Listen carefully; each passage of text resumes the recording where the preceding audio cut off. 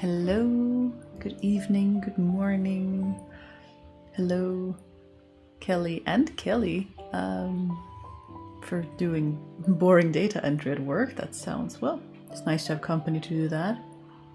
Blue Iris finishing lunch is very nice.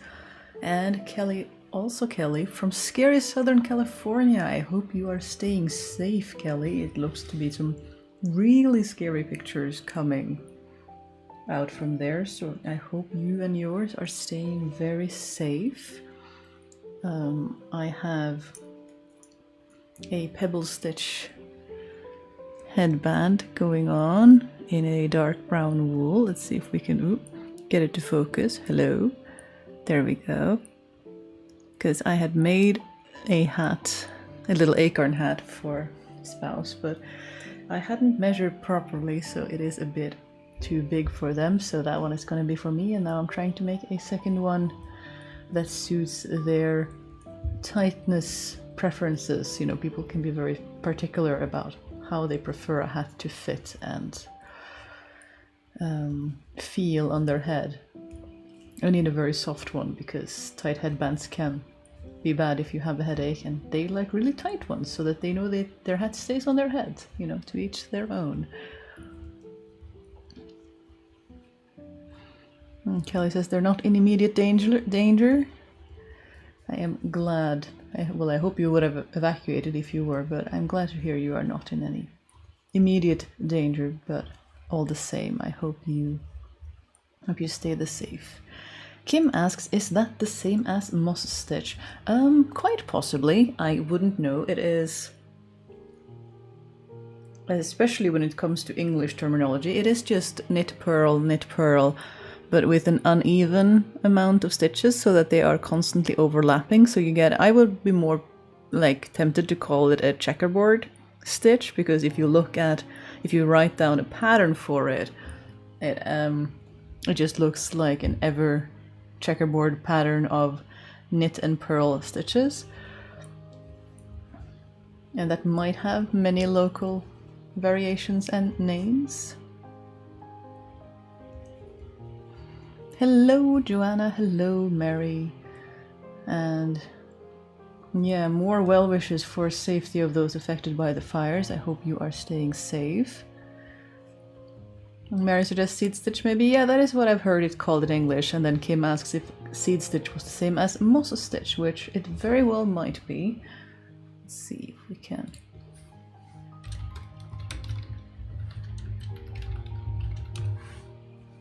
See if we can find an image of it.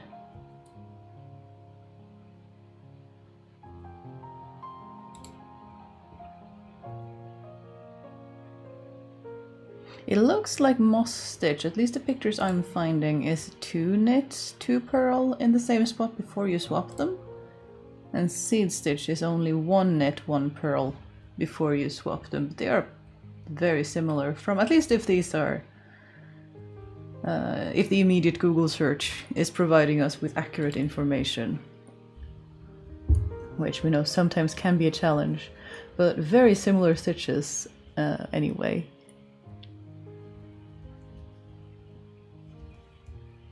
Ah, you call that a moss stitch in South Africa? That is interesting to know. Yeah, I find that crafting terminology is very, very local. Even English terminology, because you have so many wide disparaging areas using English as the primary language. So you have like American knitting terminology, you have British knitting terminology, Australian, South African. It can be difficult to communicate when you think you share a common language, and then it turns out you have all these local variants that can make things a little bit more confusing.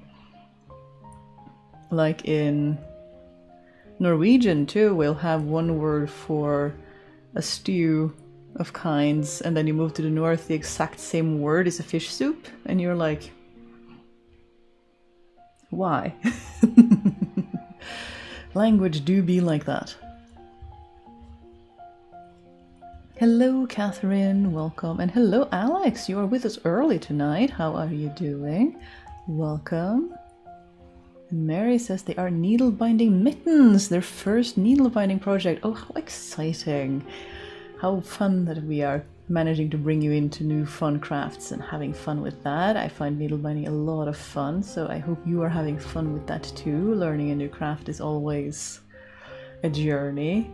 Maybe I should do a needle binding project again soon. I have been itching to, but there are so many projects that I need to get out of my plate first.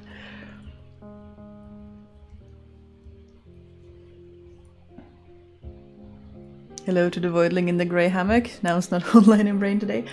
Sid is actually not with us today. I'm just wearing the sling in hopeful anticipation that she will trundle on up with us and join us maybe later, but right now she is downstairs snoozing, so that's why there is currently no cat cam, but I have my little janky little setup, you know,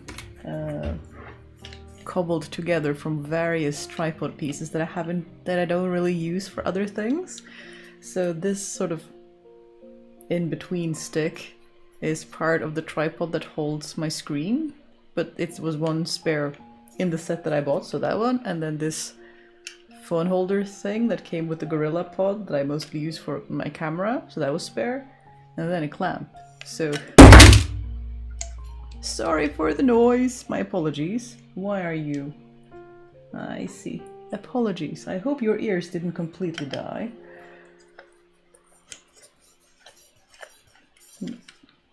Oop.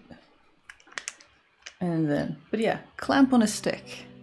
Hopefully for CatCam if Madam decides to join us. It would be a first, wouldn't it, if she doesn't? She usually does join us at some point.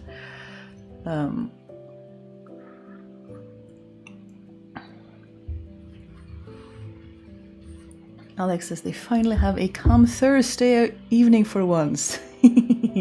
Happy to be hanging out. Well, we are happy that you are joining us. How exciting.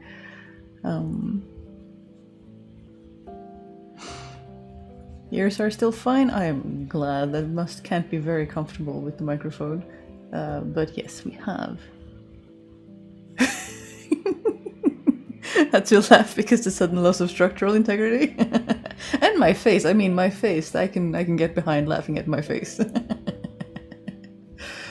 At least it didn't happen while Soot was here, because that might have been a whole other level of chaos. Although it would probably have been very amusing to watch.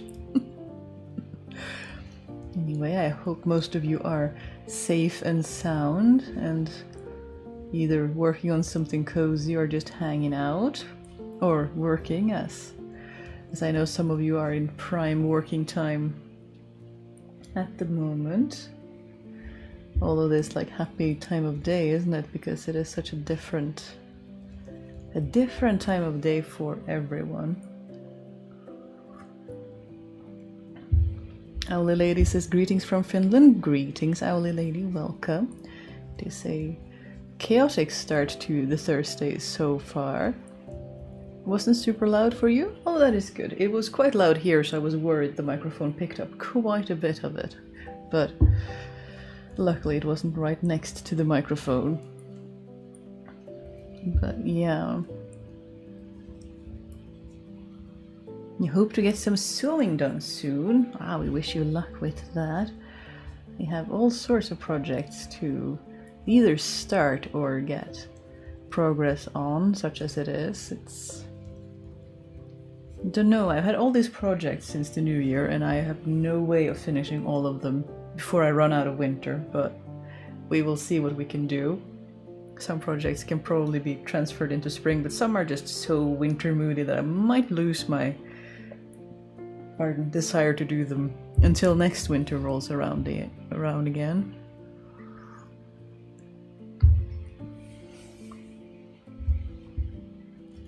It's a bright afternoon for Mary, and I'm gonna go for a walk in a shortish while. That sounds very nice. I did a short walk today, just popping up to the grocery store to get some things for dinner. It is so nice to get out of the house.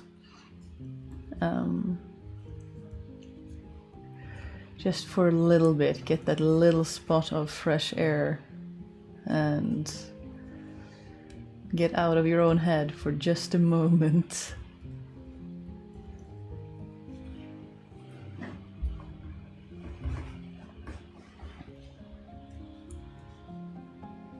I am really quite liking this setup. I mean, it's not as friendly to soot and laugh time, but it is very nice to be closer to the screen so I can more easily see what you are saying and writing, because sometimes I have to like lean forward in the armchair and be like, should have increased the size of my desktop, and maybe I need new glasses again.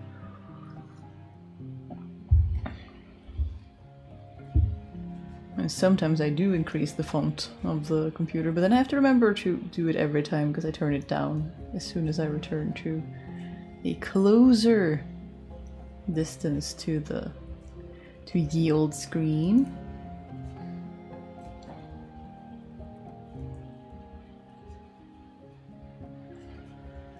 Now the lady says they would have stayed indoors, but they needed to run a few errands, luckily not far from home.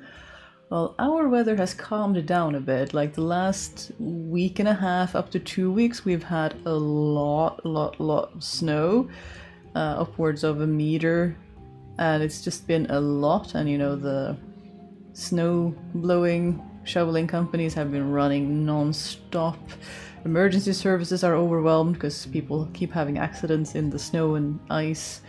So we've been like, let's just stay inside and create less work, hopefully, for everyone who is just working tirelessly to try to get the snow off the road and keep people safe. But now it's gonna get mild again, so all that snow is gonna melt, and that's gonna be a whole other level of fun.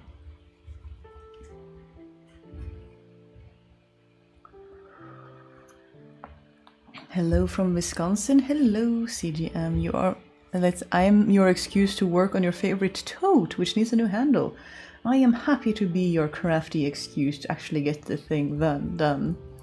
That is part of the reason this live stream exists, isn't it? So we can all just sit down and have a moment to take a moment and work on the things we want to do, hopefully.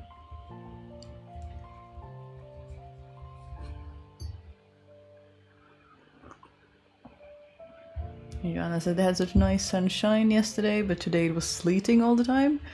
Glad to have a house and a central heating system. Yeah, that is certainly something to be grateful about this time of year when it's cold and wet and windy, and like if it gets under your skin it really soaks through.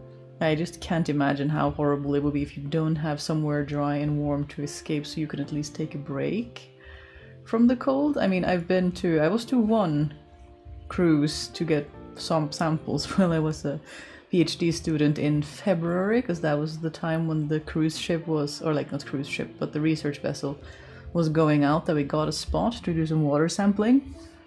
And you couldn't wear gloves other than, those thin nitrile scientific gloves, because you needed your finger dexterity. And it was midwinter, middle of the sea, freezing cold. And when I came home, it was just, if you've been out in the cold for hours on end, there is this exhaustion when you come home that is like nothing else. You just your body is just completely worn out from keeping you warm. And you just shut down for the rest of the day, hopefully under some blankets with some warm tea. It's a different kind of exhaustion, I find. Then there are different types of exhaustion, and that one is just so yeah, so specific to having been out in the cold for too long, you know, without being able to keep every part of you properly warm. Which I cannot really recommend. It's an interesting feeling, but I mean, you do want to keep safe and warm. Mary says they haven't had snow that's stuck yet, but there was a little bit on the ground this morning. Mostly it's been chilly and windy and cloudy. Yeah, that can be a different kind of winter too. That was how it was when we were living in London for a few years. That I kept walking around waiting for winter because it would just be chill-ish, and then it would be some sleet for a few days, and then it would go back to being just dark, and then the spring would come and I would be super confused because what happened to winter? What happened to the dark and the cold? And then it wasn't quite as bad as what I grew up with, and that was quite interesting how much I just got disoriented from not having the seasons I was used to. Which I hear is a thing that other people do too, just like very dependent on which seasons they grew up in. If they had specific seasons or specific, you know, events that happen throughout the year, you get so used to them that when you move away from them, it's kind of strange.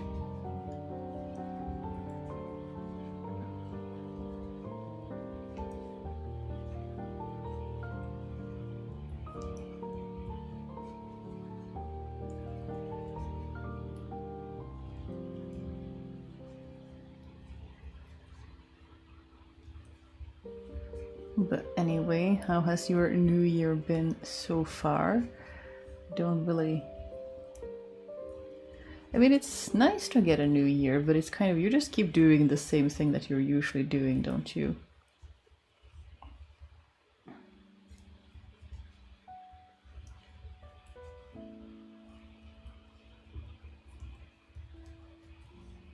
You've had rather much in Trondheim. It's rather insane. From Jen in Stitches, going from -10 to +7. Yeah, it's going to melt and it's going to be slippery and wet and icy everywhere and a lot of water. So yeah, it'll be interesting to see what will happen when that heat strikes, and it will be, yeah, slippery will just be the start of it.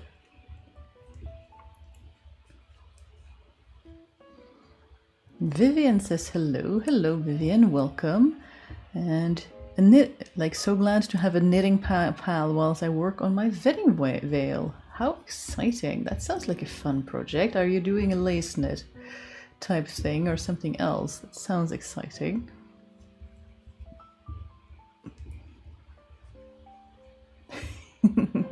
Jen says they have a sweater to stay inside a net, so they are going to pretend that the slippery isn't happening. I mean, that is a strategy to employ for sure.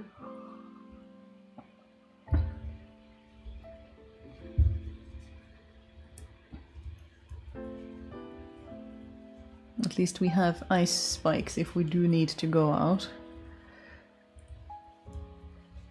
I didn't used to like them when I was a kid because I would just, you know, slide around everywhere. But as I grow older, I find they are quite useful. The only thing I had to get used to was, you know, feeling like you constantly have gravel in your shoes, because some of them do feel like that as they're crunching, and I found that very uncomfortable. Didn't like that one bit, but I have grown accustomed to it for the convenience of having ice spikes when it's really slippery, because they make a big difference in where you can and can't go. I mean, ice on the flat is not a problem, but I watched the cats of some friends over the holiday season, and the footpath that you take to them is like both uphill and on a sort of incline, so it's sort of sideways. So if you slide into the road where the cars are going, so you absolutely cannot slide into the road, which you would when the ice is all there. So I was like, okay, we're gonna need ice spikes for this, because yeah, flat ice is not really a problem, but when it comes with an incline and you don't want to go in the direction of the incline, no good. Vivian says, yes, I do lace knitting with silk fingering weight yarn for the vetting whale. That sounds like a really cool project. I hope you're having a lot of fun with that. Hello Lynn, welcome. We are having a calm time, although we have had some technical shenanigans already.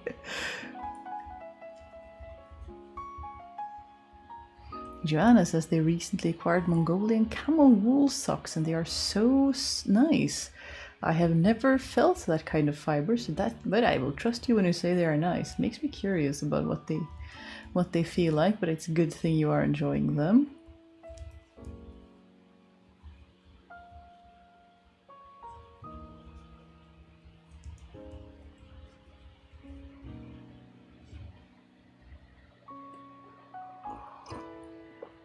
Joanna says they keep the feet drier than cotton socks and do not take on the feet smell but continue smelling of woolly animal. Oh, that is very interesting. I wonder about the science of that. That would be so cool. How nice.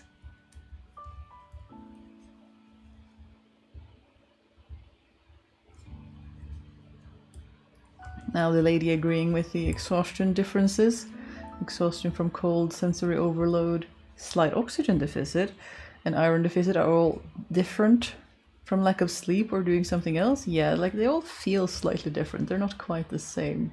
Which makes sense, but it's always very interesting when you actually get to experience the different kinds of exhausted that exists. At least if you can be enthused or curious about it and not just frustrated that you are exhausted about things.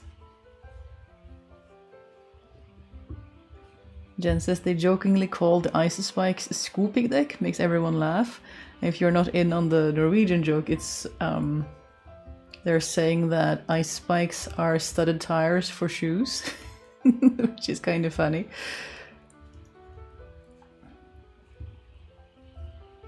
It also rolls off the tongue in a fun way, which always helps when you're doing funny word sillies. Wait, did I just? Yes, you did. One at a time. There we go.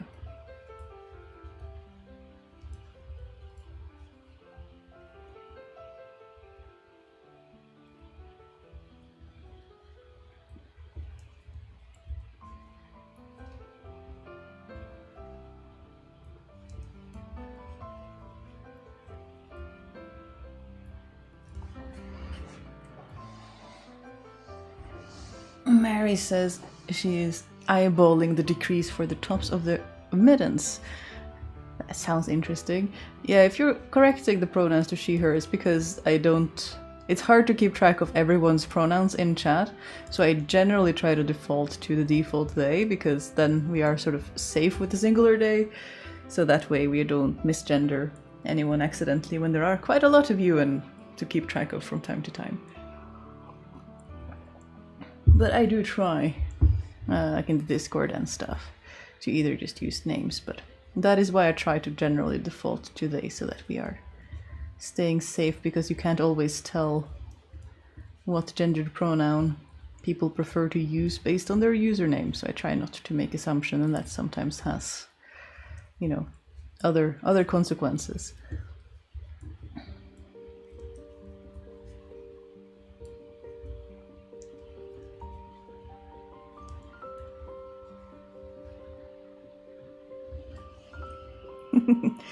Jessica says perfect timing for a crafting on a snowy day off. Oh, that is nice. Are you in a place where you usually get snowy days off? Because in Norway, even though we get like so much snow, they still don't really close the schools. It's not that common, even though sometimes maybe they should and let like people who need to be on the road be on the road. Mary says that's fair enough. Appreciate the respect. I'm glad you appreciate the respect, because I do recognize a lot of names who show up in the lives regularly, but I still can't remember all of the pronouns for everyone, and I don't want to either misgender or give unfair treatment to anyone, so like we do the best. I'm glad it's not a problem for you. Being able to check on Discord is really helpful. Yeah, I notice a lot of people have similar names, although sometimes, because I am a curious and I still have the time to like check in on the different services, like sometimes people have the same names on YouTube and Discord, and then I get curious and you can check. Sometimes they're slightly similar, but not at all. Sometimes they have the same profile image, but not the same name. It's difficult to keep track of everyone when it's like slightly or very different usernames from one place to the next.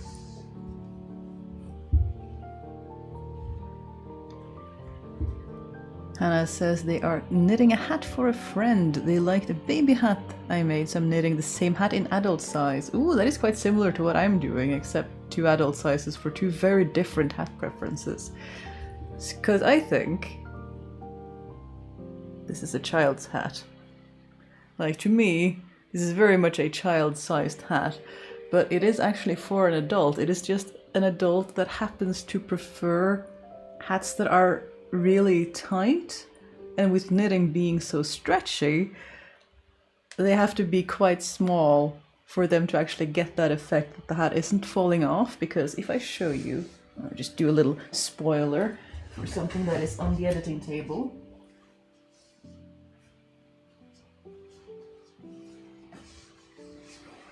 Spoiler alert. I have just imported and encoded all the footage, so hopefully I can start editing it soon, but this is what we are working on. It is... Spouse gave me the idea when they saw me doing these seed stitches that we could make a little, oak acorn hat. And I think this is, nice hat size. This fits me very well. I find it very comfortable. It is very soft. And since it's a round hat, they usually have problems with the ears, and I like to oversize them so that I can really pull them down along the ears. Where you get cold, that is where you need the heat, and then you have all this soft snugness so that it's not likely to trigger a migraine in me. And it fits. Like, I don't think this is too big. I think this is quite comfortable. And since it's a hat with nothing for the wind to catch, I'm unlikely for it to fall off, even though it is very loose. And this is almost half the size. Because Spouse tried it and was like, this is too loose. They couldn't wear it because it was too soft, too loose. They like it tight so they know they are wearing it and haven't lost it. So we are doing another one. It's almost half as wide. Preferences are a thing, very much so. But that means we're going to be matching, which is always a bit fun, like a little bit cute.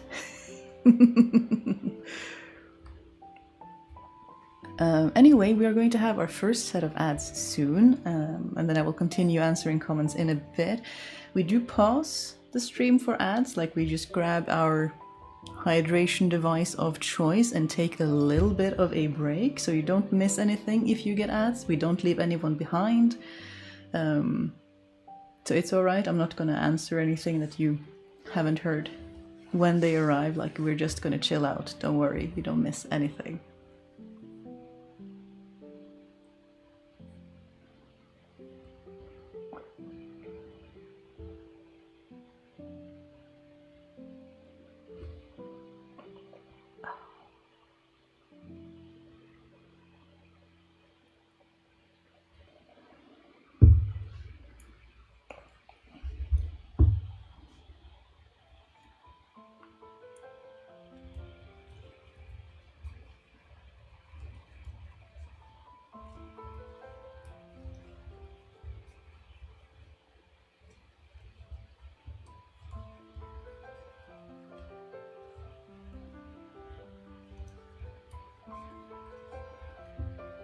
Joanna says, I don't know where to get camel yarn. These socks are mass-produced type. Yeah, I haven't seen it in stores either, so that is quite interesting. There are some yarns that are quite difficult to get as yarn and not just as a finished fiber. And Vivian comments as well, when they learned English, they said the default is they, them if we are generalizing. Ooh, we never got really good rules like that. But that is very nice when you have...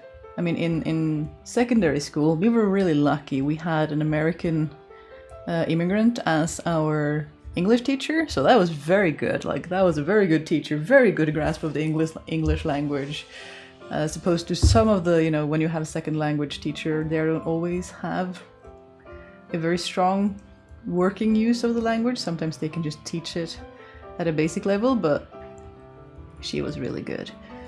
It got me a lot of good things to remember from her. Oh, Jessica says they only have the day off randomly, but the snow coming down is very cozy. That is very nice. It's very nice to enjoy a bit of snow.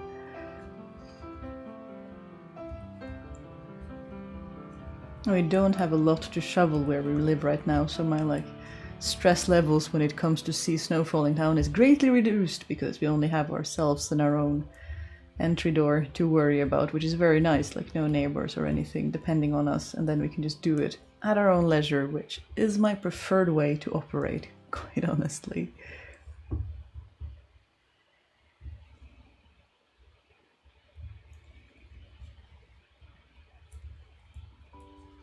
Hannah says they're also knitting this project to procrastinate on the decision of ripping the hood I asked about on the Discord a couple of days ago, as it feels quite large. Oh no! That is quite frustrating. I mean, again, it depends on your preference, like we were just talking about with the hats. Like, it's all preference. If you feel like it is too large, even when you fell the seams, that might be something to act on. I quite like cozy big hoods, so it's all down to whether or not that is a feeling that you prefer or not. And if it isn't, then you being honest with yourself about it now is better than feeling really sad about it later when it's all finished and done and has whatever other things going on with it that might be more difficult to rip out. Alex is matching with your spouse is adorable. I think so too, at least when it's a small thing. In Norway we have this thing where you joke about some people have matching complete overalls, outfits, to taking it too far, but I think small details can be very, very cute. Just a little bit of homemade charm giving us joy.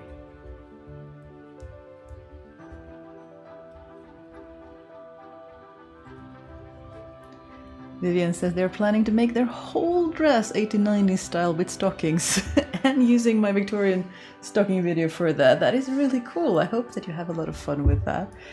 How fun to be able to say that you made your whole outfit for the big wedding day. It's very, very nice. I hope you have a lot of fun with that and actually have managed to work on it gradually so you don't have the stress of cramming at the end, although that seems kind of inevitable to us as crafters, but what can you do?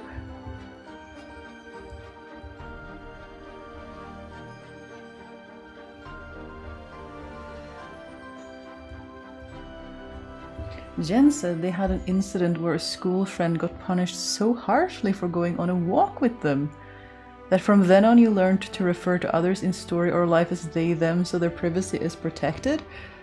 Oof, that is a harsh way of learning that. Yeah, that's not very nice.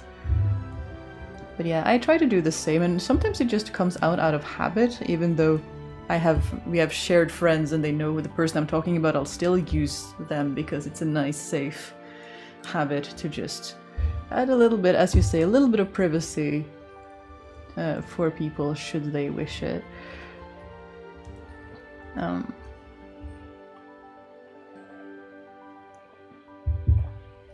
I've talked about that before too, but that's kind of why I try to consistently refer to spouse as they as well as they them, because they can choose themselves if they wish to be more public and be in the channel, but until if or when they do, I find it easier to just be like, yeah, no, keeping their privacy is more respectful, I feel. And we talk about these things so they know what's going on and they can choose whether to be more visible if they want to or not. But I don't want to force anything on anyone without their consent. That doesn't feel very nice, does it? And it's not something you can really take back on the internet, because things kind of stick around on the internet, don't they?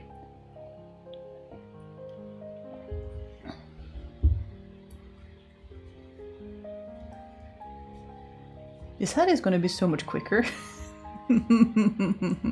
since it's almost half the stitches.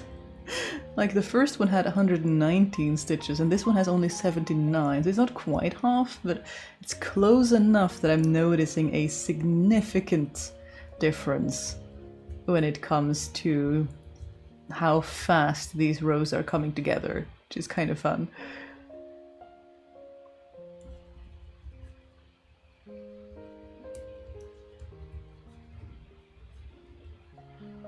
Fleur de la Neige, I'm sorry, my French pronunciation is not the best, says hello from France, where I'm doing a mosaic crochet, watching a friend cook for me while I recover from top surgery. Oh, congratulations, I hope you are recovering well. It's so nice to have a friend who is cooking for you and is able to take care of you, because it's quite an intense surgery, isn't it? It's quite, I mean, it doesn't seem that big, but all surgery can be quite intense, and you know, the body reacts to having things done to it. So I hope you are recovering well. How good that you have someone to take care of you. That is very, very nice. And mosaic crochet too, if that is the same that Spouse is doing, with you have like one row at a time in one color and then you do another color of the other color, because they can do so much cool stuff with that. It's so fun.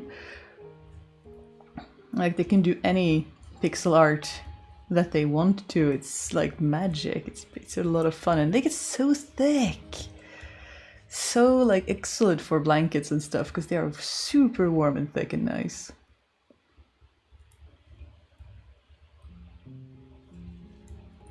Joanna also congratulating on the surgery. Yes, we are very happy for that. Hope you're doing well.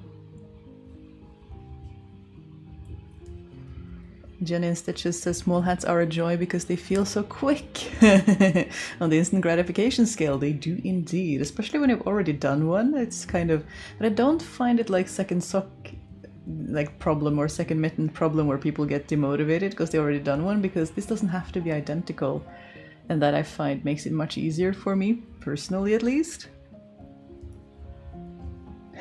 Vivian too says, so fast at this rate you'll be finished at the end of the stream. I don't know about that, but maybe the pebble stitch section will be done by the end of the stream. But yeah, it is moving quite fast. I cast it on only earlier today and it's already progressing at quite a pace. Will be done by Spouse's birthday if nothing else, which is the goal.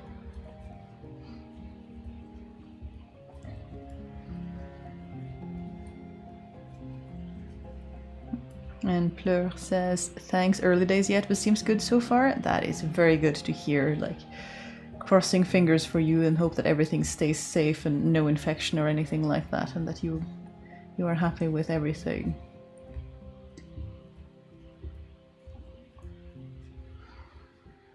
And also, yeah, mosaic crochet is a bicolor crochet technique that gets very thick. This one is being worked on the round. Ooh, I haven't seen Spouse do that. They've only done backwards and forwards in big blankets for relatives and friends. That sounds quite exciting. That must be a very nice big warm project.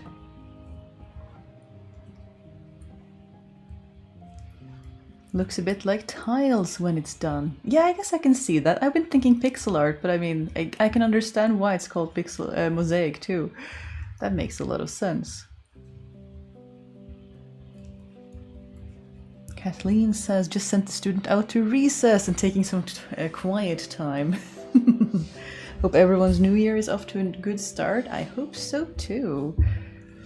It has been I feel like a quiet yet productive start to the new year here. I mean, we were struggling a bit where we used to live, and the move is always hard when you move cross country, so I haven't really been able to get back into the groove of things when it comes to work, I feel like, because we've been doing things in the house, getting things for the new place, doing, you know, running around and then being exhausted. And so I haven't felt like I've started to get energy to actually do projects again until after the new year. But now, at least right now, I feel like I have all the projects that I want to do, and I can't do even a fraction of them, which is frustrating, but at least I have energy to do some of them, which is very, very nice. Vivian says, I'm curious of the Discord server. What do you do there? Yeah, what do we do there, folks? A lot of it is just general supporting each other. Some are like, a lot of people show off their creative projects, you know, share pictures of works in progress or finished things. People discuss or ask questions about different crafts. Sometimes people have questions about fiber and textiles or patterns. It is still quite small. We are a little over 300 members, and it's starting to get a little more active since we launched it a little under a year ago. So it's growing quite slowly, but it's very cozy, it's very supportive. I check in on it a couple of times a day, make sure that everything is nice and cozy, but it's a very friendly, welcoming space. But a lot of it is craft oriented, but you can also just talk about most things in general. I try to keep things, well, I say but I mean the community kind of makes its own community. I'm kind of just facilitating. I have some people, you know, comment that it's my community, but I kind of feel like the community belongs to itself, if that makes sense. I'm just kind of trying to facilitating the space and of course moderating where necessary to try to keep things friendly. But I don't know, it's quite craft oriented, because a lot of what we do on this channel is craft related, and I just enjoy sharing when people share the things they have made or are making, because I get so much joy from seeing all the creativity that people are sharing, and people helping each other. A lot of the time, you know, maybe you don't have the answer to something, but the Discord link doesn't work for you. That is interesting. Why does it not work? Have I accidentally pinned the wrong link? That would be bad. That is not intentional. Does this one work?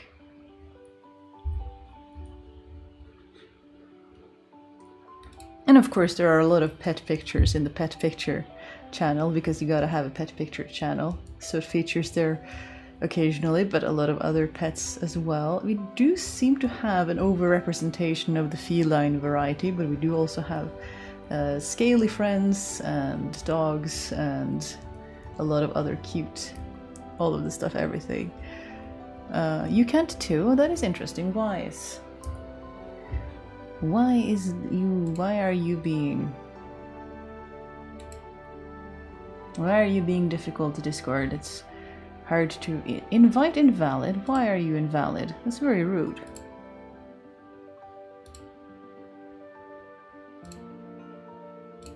Okay, can we generate a new link?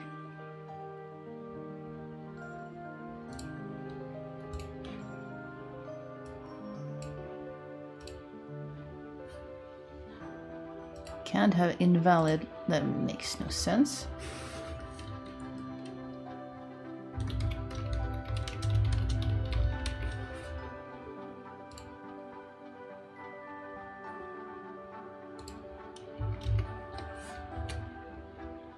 Take two.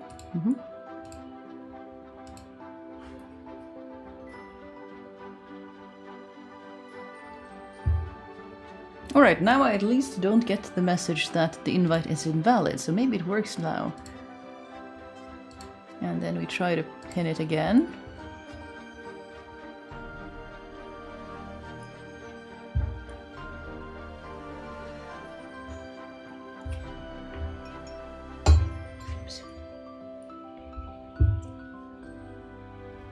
Owly Lady says it's really one of my safe spaces. Oh, I'm so honored to hear that. That is so nice to hear that it is a good safe space. We try to do that. But what I did forget to say about the Discord is that for such a small Discord, it has a lot of channel. It's actually quite large.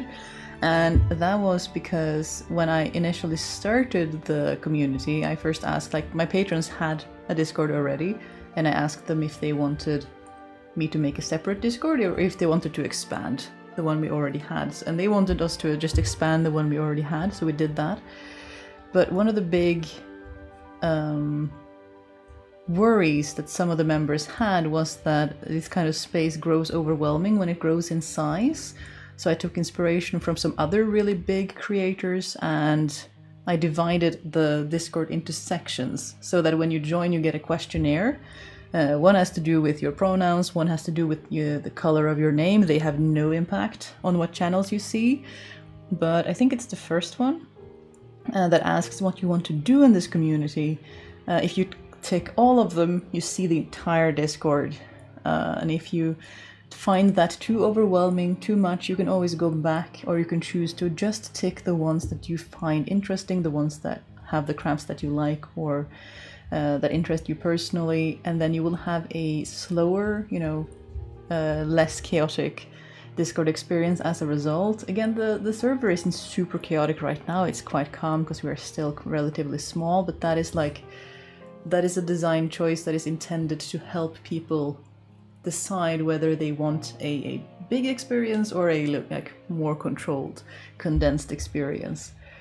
And hopefully that will be even more valuable as the server grows, which I'm glad to see that people are enjoying it, which is very, very nice. It is such a nice community. It's very, very supportive, and I love to see that.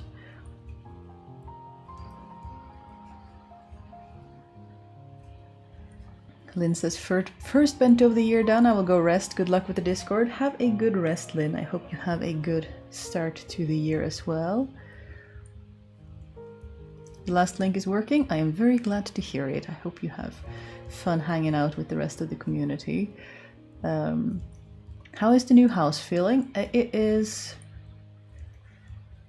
strange. It feels, it's for us, it's very nice size. It's very nice in terms of how the rooms are oriented, because it's very little wasted space, like not a lot of long hallways that makes it challenging to sort of furnish the space. It's very easy to furnish. You see my workroom is very, very nice, with spouse painting the walls for me to give me a very nice place to work. It feels it's the most luxurious place we have ever lived in.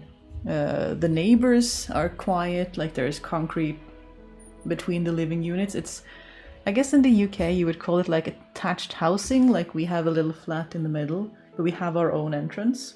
And then there's like neighbors on either side of the walls. And the houses keep going in a row. But it's very nice. It is the most up-to-date home I have ever lived in. We have central heating, which is new to me. That's not something I'm used to having in Norway. The windows are new. There is virtually no draft. I am not living in my wool sweater all day long in winter, which I have done in every other place we have lived in. I only sometimes, bring out the sweater if it's especially cold or I am feeling cold in the evening. Usually I just live in my wool sweater all winter, and yeah, I've never lived in such an updated house. We're kind of pinching ourselves. It's kind of strange. Like the biggest luxury of not having drafts randomly move things around, like paper and stuff.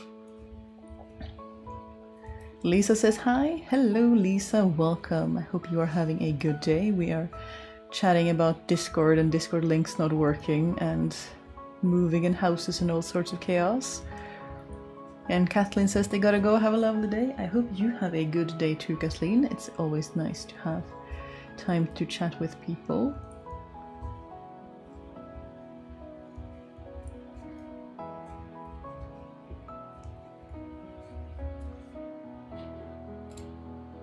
See, there we go. That's my control panel and everything.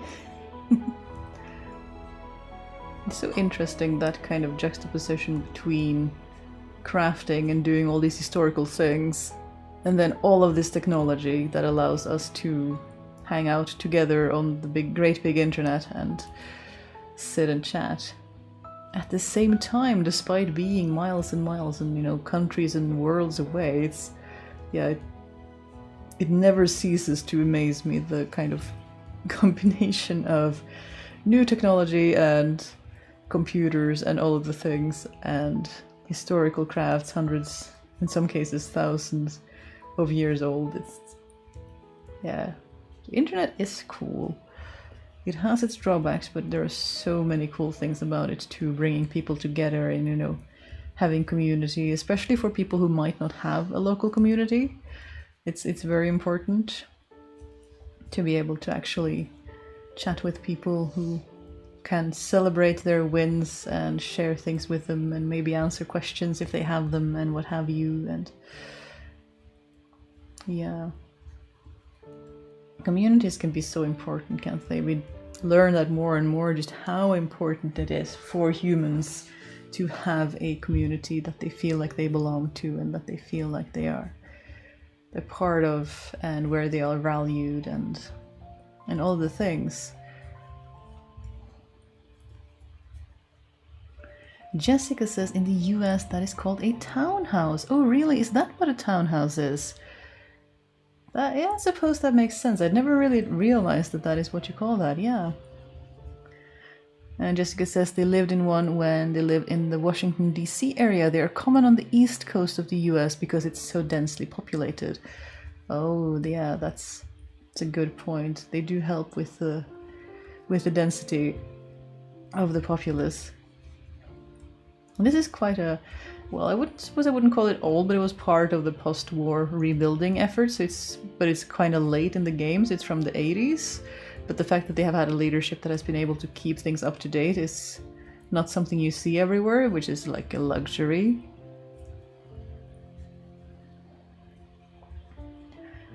Joanna says, imagine a medieval-inspired fantasy world where everybody has their own palantir. I mean, that's an idea right there, isn't it? I want to write stories. I want to work on that too. And then there's the videos, and then there's there are so many things I want to do.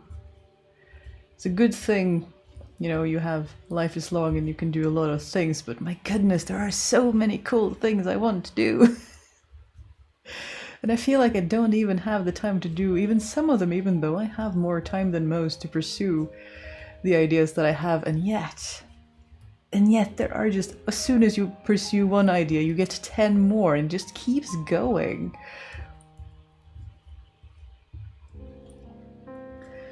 Elisa says, found your channel not long before Christmas and really enjoy it. Sat here watching. Well, welcome. Thank you for joining.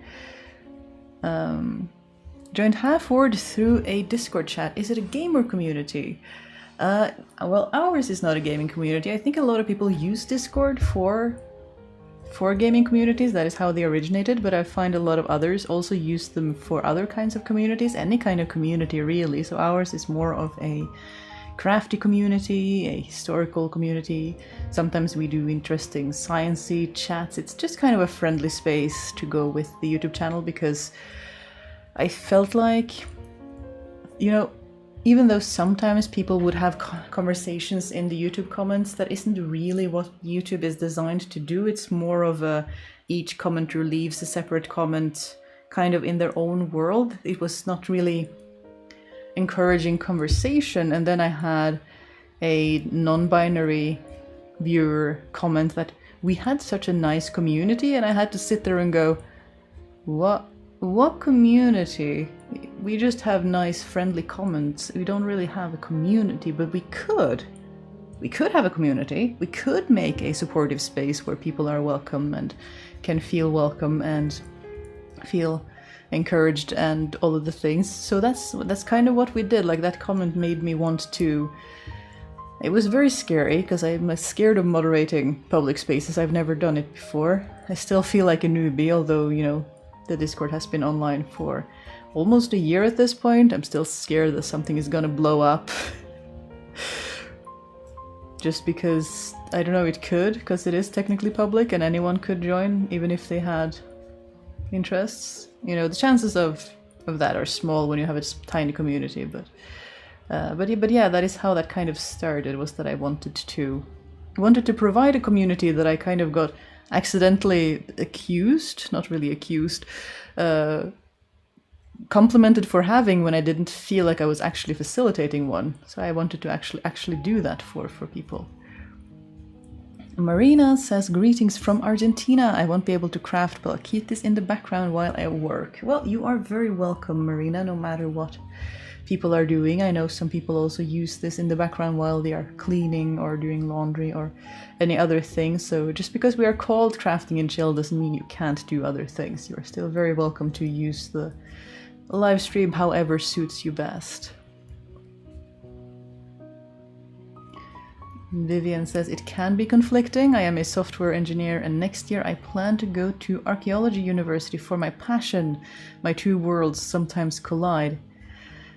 AI fast technology with ethical problems versus historical slowness. Yeah, it's definitely like my passion for chemistry and climate science and all the things as well is not usually at odds with my interest in historical crafts and sustainable practices, but it's just like sometimes they seem at odds and then they are together, and then it can be difficult to have all these different interests and you can't pursue all of them at once, but you want to. The CGM says, like technology when it works. The internet is intriguing. Hard to believe we are connecting from around the globe. Yeah, I know. That is the mind-boggling bit. I mean, even friends from Finland and Denmark joining in, that is even that is mind-blowing, even though they are neighbors and not that far away. But having people from the US, from New Zealand, from Japan and Korea, and then you think about how long it would take you to actually travel to these places. Like, this technology is something else.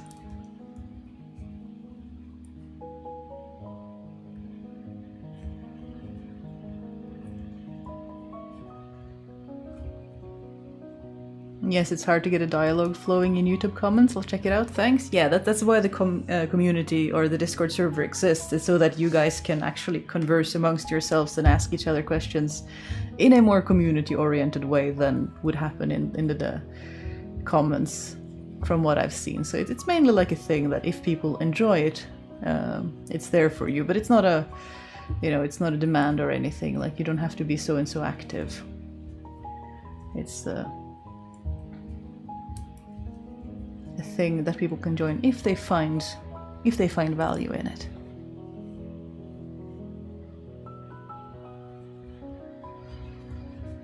The creative push to do all the things is sometimes overwhelming. I also have writing and crafting and studying that I want to do. Yes! Isn't that usually the case though? When people start to kind of scratch that creative itch, it kind of cascades into wanting to do other things. Like, I really love it when artists combine techniques, combine crafts. You have artists who combine digital and physical media, or they combine, acrylics and watercolor, or you have crafters, someone doing woodworking, combine that with pixel art and other things. And I just love it when they take, especially, modern aesthetics, and they take a really old craft like guerrilla embroidery. I find that subversion of expectations of really flowery, traditionally feminine associated things, and then they just take it and they just go ham in a completely unexpected direction is fantastic. I love to see it. I think that is the best. We are about to have some more ads, which might be a good time for me to have some more tea, which seems risky because I already had a full cup. I'll mute myself for the moment that shall take.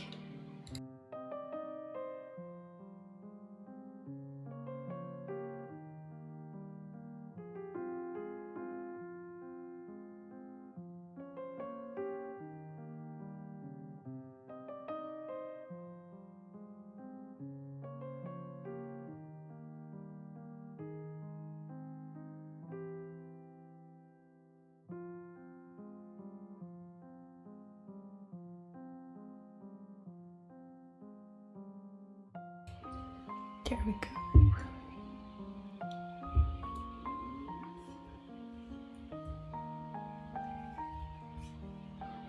And Kelly chimes in with, even traveling is faster than it was 150 years ago.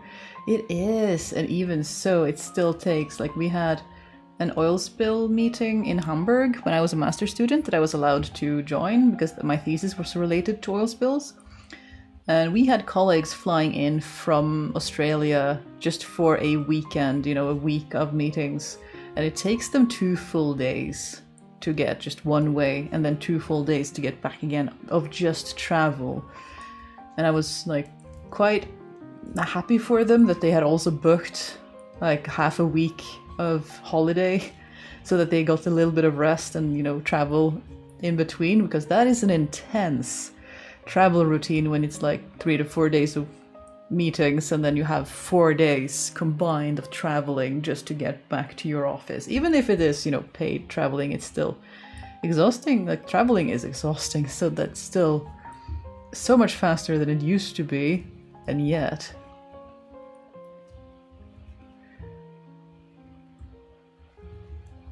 And Jessica with more elaborations about the townhouses for Owly Lady, among others, asking questions. Townhouses are connected where I lived anyway, but we each had our own plumbing and heating.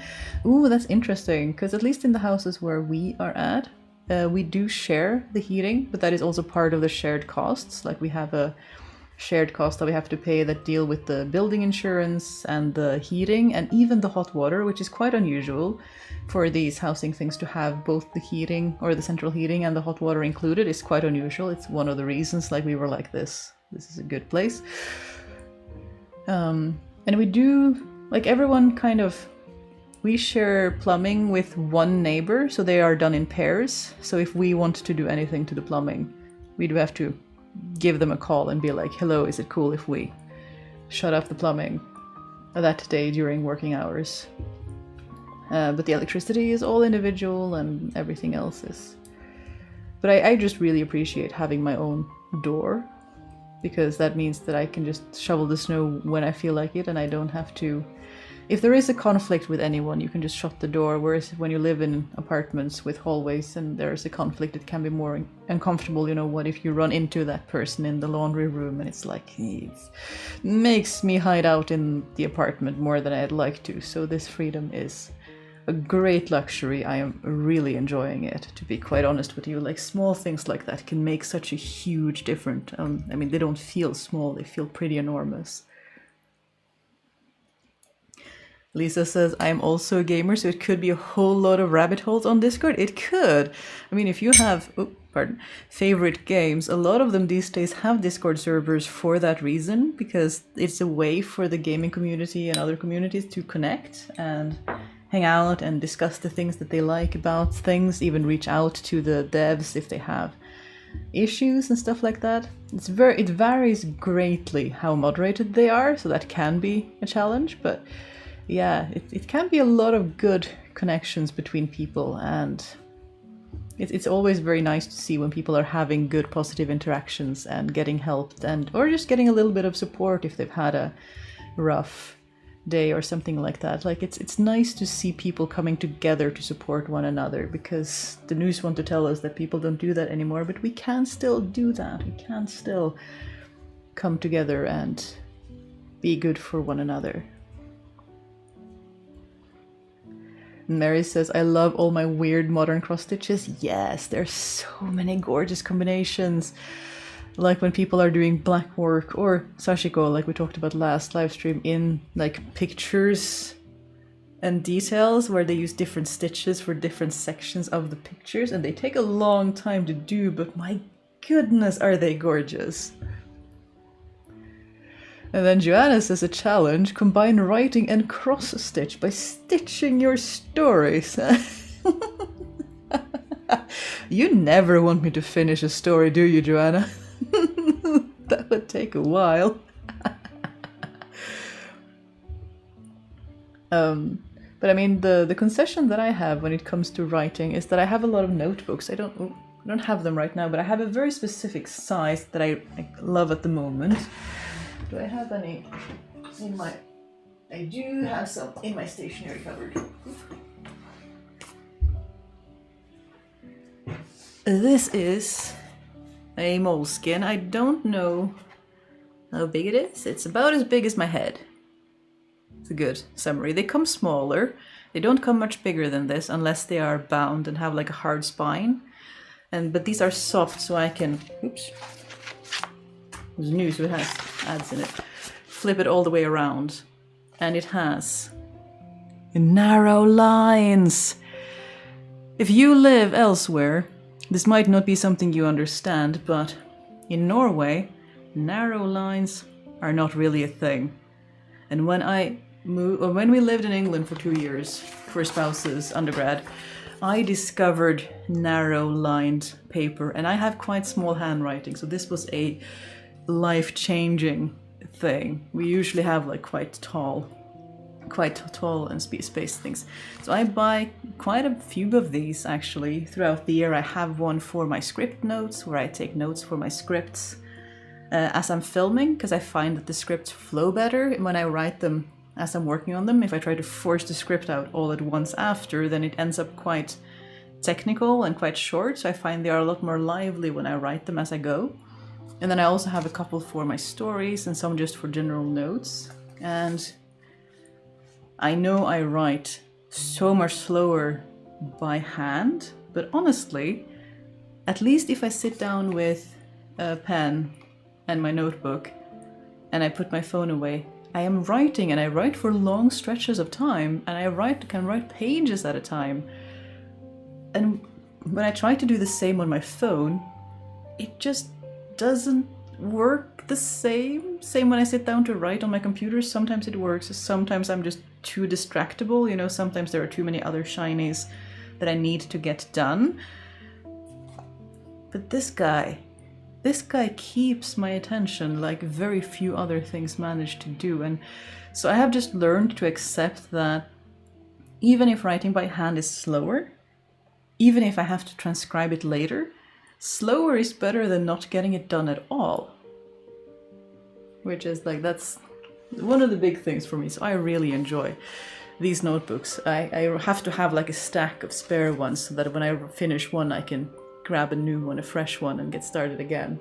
I really enjoy these. I find them a good handy size to drop in my backpack. Not too big, not too small. Not an ad, just, you know, my current favorite notebook.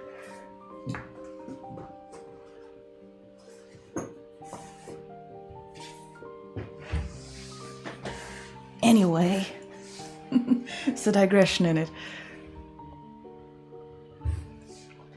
Oops. And Jessica says they are learning sashiko and stitching some today, tickling nice parts of my brain. Oh, there are so many gorgeous patterns in sashiko. They're so geometrical and pleasant and happy and nice.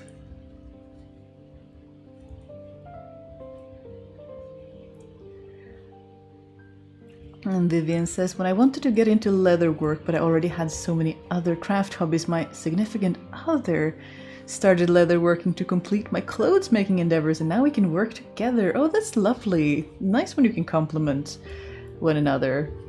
Yeah, similarly, like spouse really likes crochet, and I am quite like coming back to knitting and enjoying it quite a lot. It's nice when you can make different things and still enjoy. Like it's the crafty togetherness is very, very nice.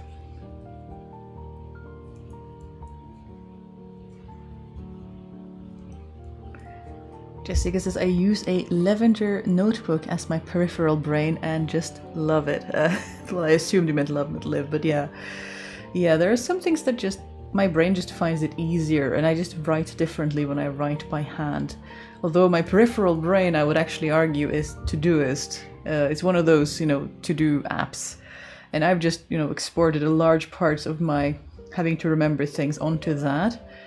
And I find it so satisfying because I can say that I need to do something next week or even next year. I can say that this is something I have to do every year, once a year, which otherwise might get forgotten, like washing machine maintenance and draining filters and things like that. That needs to get done, but not that often.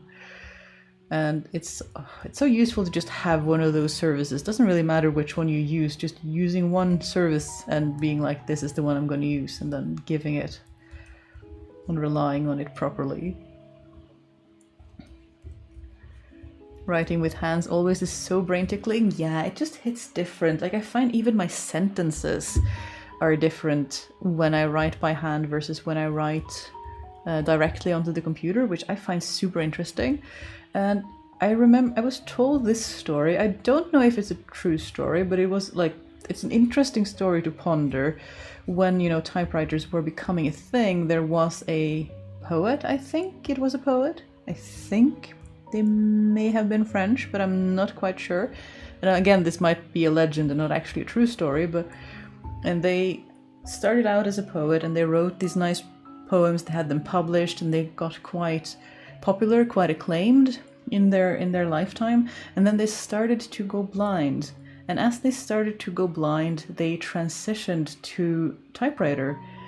And by the time they were fully blind, fully relying on their typewriter, they were still having their collections of poems published, but people were starting to comment that their poems had changed, like they'd become more mechanical, more technical in a way, which I found really interesting.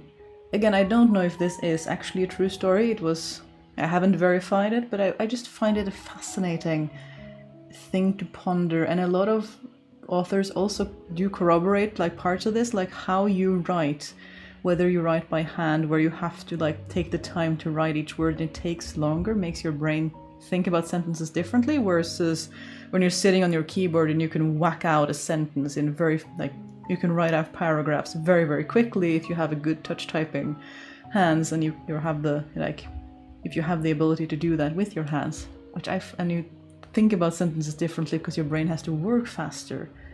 And it's just, I find those kinds of questions and ponderings really interesting.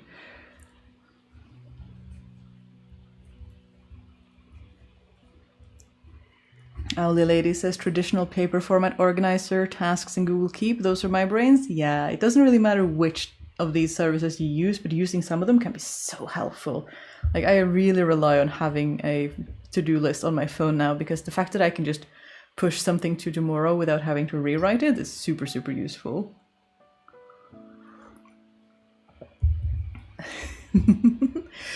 Mary says they use sticky notes to get down what they need to do for the day.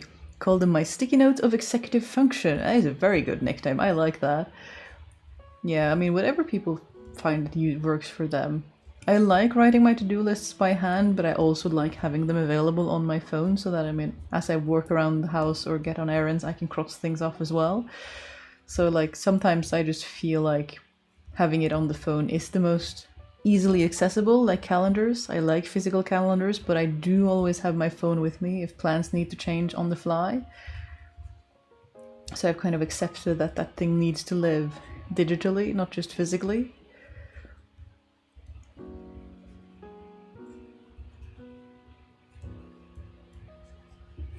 Marina says they just got their 2025 planner in the mail today, 4th year buying it from the same place, which brings me joy as well, because it feels a little like tradition. Yeah, that is very nice. I actually haven't bought a planner this year. I just haven't had the brain space to think that far ahead. Usually I do. Usually I have a little not travel planner, but a little month planner where I write.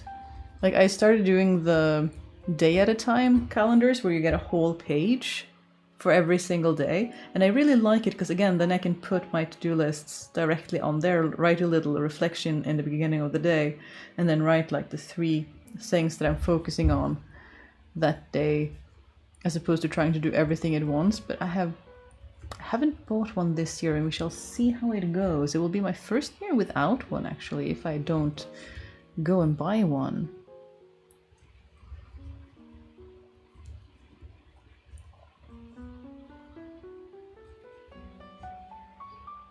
Owly Lady says they're also trying to keep a project diary for sewing and knitting. Ooh, that is very nice. I do not have a physical one for those. I just have a little notebook as I am creating things if I need to write down patterns or thoughts or anything like that. But I do have my little Notion video project tracker when things become videos for the channel, and I also have it archived so that I can see how many videos I made in a year, which can be nice to look back and be like, yeah, you did actually produce something this year. Like, it's not just nothing when it feels that way. Fruitsil says they use scrap paper, envelopes and such for daily and weekly to-do lists. That is a very nice frugal practice. We don't get enough mail for that, which I'm kind of happy about, because it means less paper stuff that we don't need. But yeah, it's very nice to just be able to scrounge together from whatever you have. Although I do actually have a quite nice, well, most of them are crossed off now, but I actually have, for the moment, a to-do list. Look at that. It's actually a checklist. of things. Which I've never had before. It actually has little circles where you tick things off on quite thick paper. Little circles, little lines. I like it. It feels very luxurious. Maybe it isn't necessary, but I have been enjoying having it. It will last me quite a while longer before it runs out. And I don't know if I'll buy more when I run out, but we shall see. It feels nice to have nice things sometimes, doesn't it? And Jessica says, oh, that's interesting. I just realized I would never do technical writing by hand, but more creative things like my journals of making are always by hand. Ooh, yeah. See, that is the kind of thing I'm talking about. Like our brain's association is interesting. And I'm the same, because when I was writing, drafts for scientific journals and things like that, I could easily do drafts and notes and like thoughts by hand, but the writing itself had to be on the computer. But like dribbles and drafts and like scrappy things that just had to remember all calculations I needed to do easily go down by hand, but they're just sort of there just to be there, which I find very interesting.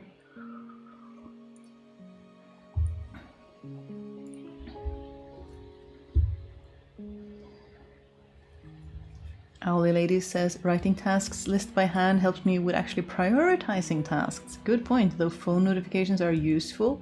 I don't let my phone notify me for almost anything.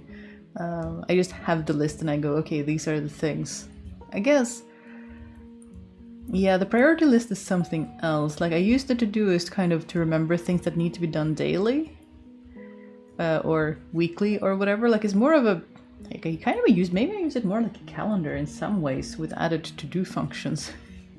Where I'm like, remember that you are going to X place today, or doctor's appointment here, or remember to do the kitty litter, or attend the sourdough, or things like that.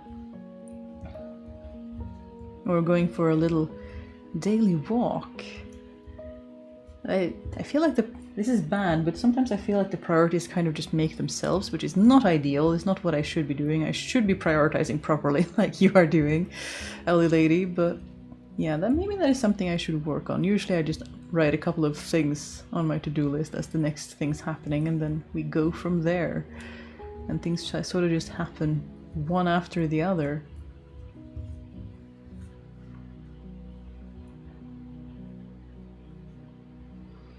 Elisa says, I love handwriting and have a bit of a notebook stationery problem, but for work, to-do lists need to be on my phone as I work outside and notebooks don't survive the elements. Yeah, that is a very good point. And sometimes you don't want to carry all the stuff with you or remember all of the things, but your phone is usually in your pocket, isn't it?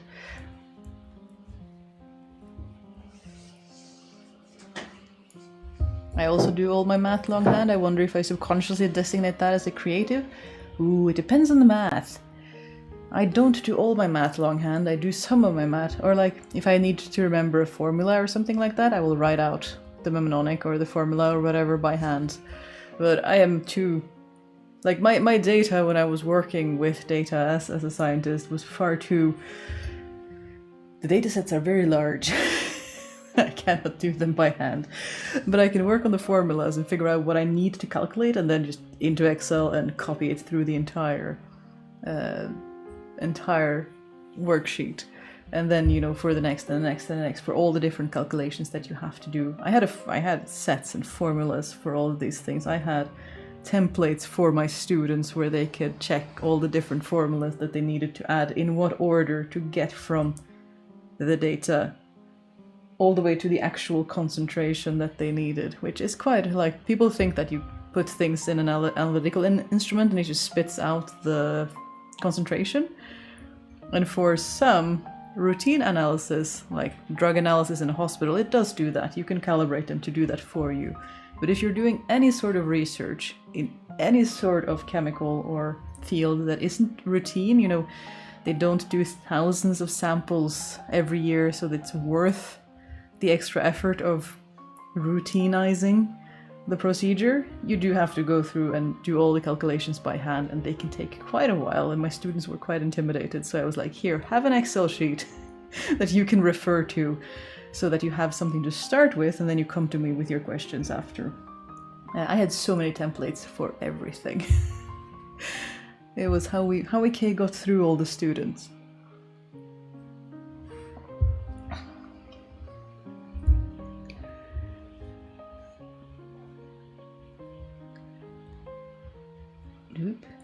Mary says, they handwrite a diary entry every night. I've been doing it for 7 years at this point. I maybe missed 5 or 6 days. Ooh, that is nice. It sounds like a very nice practice. Sometimes I do it in the morning to sort of focus my workday before starting the workday. And that can be really helpful, but I haven't been able to keep a routine for as long as you have. So it's quite interesting to listen to people who may have actually managed to make it a routine, because I never could. I'm always like a little bit on and then a little bit off, and then it changes.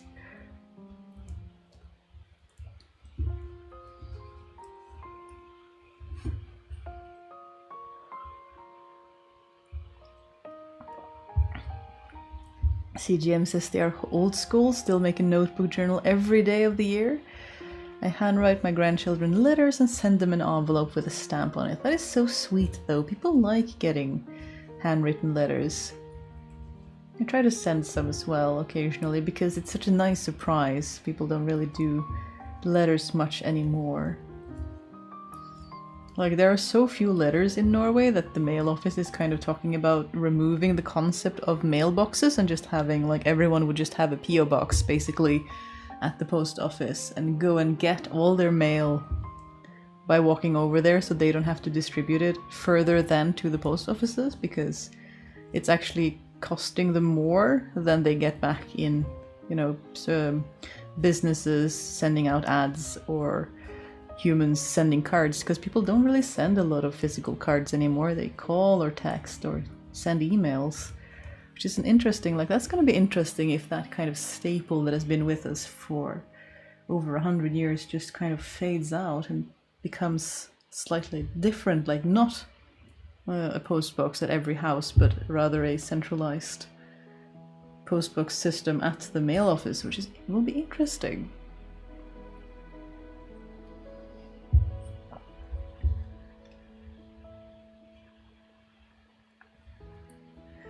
Spoonstricken says, I was just dozing off while listening to you chat, and then the yarn gods rang the doorbell and dropped off yarn so I can finish my chawl. Very nice, congratulations. Hope you have a lot of fun with that. It's nice when those things coincide in that way.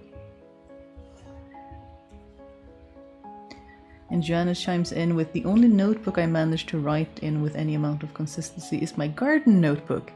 Basically just writing down what needs to be done, what things I need to bring with me or take home.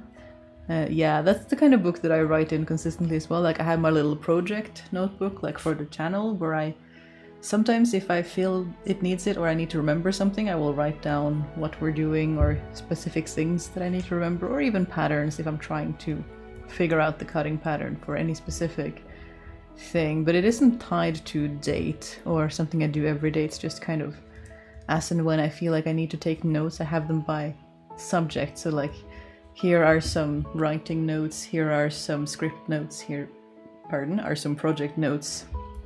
So they're more divided by theme more than daily diary work, but it's still very nice to sit down and do that. Like, sitting down with a notebook in an armchair feels different than sitting with your phone, because the association is so different, isn't it?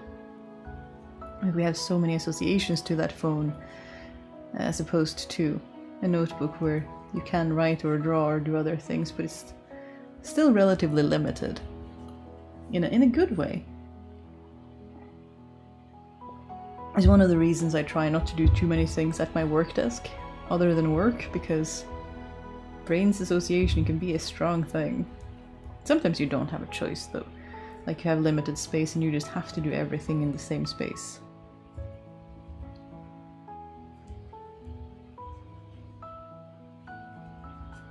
The post is still useful? Yeah, the post is still very useful. I absolutely agree. And they're not saying that they would remove the post, just that they want to centralize things, which is an interesting conversation. And they have been talking about it for some time, that they are struggling to make ends meet. Said Moist One Lipwig? Yes. Terry Pratchett references. I love to see it. I haven't read Going Postal in a while, or seen the movie. They are both quite good.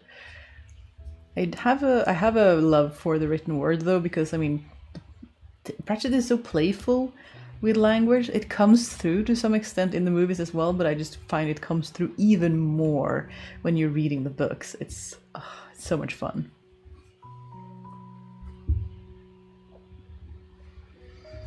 Blue Iris says they adore writing letters or postcards, still sending several dozen each year. Wow, it's such a joy to receive snail mail in return. It really is. It is a lot of fun to receive handwritten letters in return, because it happens so rarely. At least I find it so. But I don't write as many as you do though, Blue Iris. They're not quite that many. But I still enjoy it, because you have to focus your thoughts like in a different way. And since you are physically sending a thing, you can't just add addendums like we can when we are chatting online, where you can just go, oh yeah, I forgot about this or that. Everything has to be contained within the same letter, and it's nice. I actually did. I mean, I didn't send them anywhere, but we talked about this last. We needed a drawing of a snail delivering a mail. Yes. They're so cute. But I did Spouse's advent calendar last year, because advent calendars are quite a big thing in Norway, and Spouse really likes it. So I made one last year, and we actually did a letter advent calendar where in Norway we celebrate the holidays on the 24th, not the 25th, if people celebrate. And that perfectly adds up, which was very pleasing to me, I must say. Like, very, very pleasing to my symmetrical mind. 24 days of advent calendars perfectly aligns with writing someone or creating a thing twice a month for the entire year. And so that is what we did last year, and I started one this year as well, and I wrote the first one on the 2nd, and then the next one is going to crop up around the 15th. And that is also a lot of fun. Like, they get a review of the year in a very personalized letter format. They're not very long letters, usually just a page, but it's been nice. It's like you're communicating with someone, but they won't see it for for another year. And they liked it, so I started it again this year. And they got me I think they got me 3 sets of letter writing kits for the holidays, because they enjoyed it so much. So I feel like that was a strong hint that they did indeed enjoy the practice of the letters, and I shall be continuing it this year. At this rate, it pays for itself if I get them as gifts for the holidays, and then I use them for their calendar, then that's that's quite fun. And we are about to have some ads, which fits well because I'm almost out of tea, but that is... Got autocorrect failing me? Yeah, it happens. We shall talk about that in a moment when the ads are over.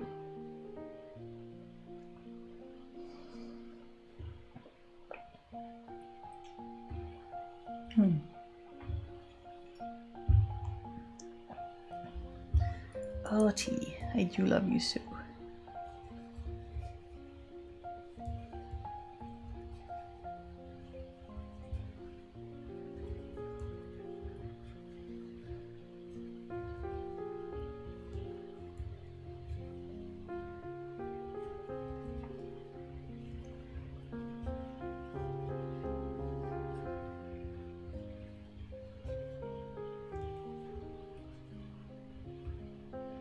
Jessica said they got, yeah, that is the autocorrect thing, a book from an independent seller, and they included a postcard that said thank you and their association with the book. The postcard was even from Colorado, but they were in Florida. That is lovely. supporting small businesses is so, like, it's so worth it. It's so much, you make someone's day in a way that you just don't when you buy from the big corporations, where it's, you know, different. But when you buy from small companies, you really feel like it makes a really big difference to their day and their week, which a lot of the times it does.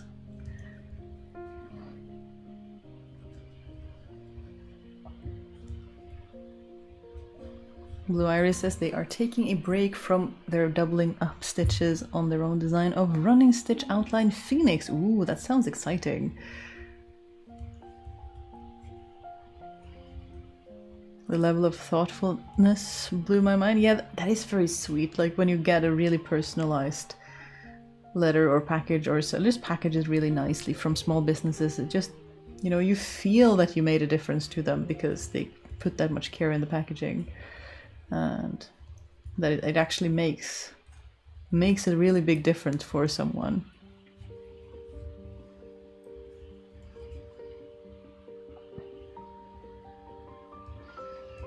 Jessica says the Colorado Association is because that's where I am. Missed that bit. Yeah, I kind of guessed, but I mean, it's dangerous to make assumption.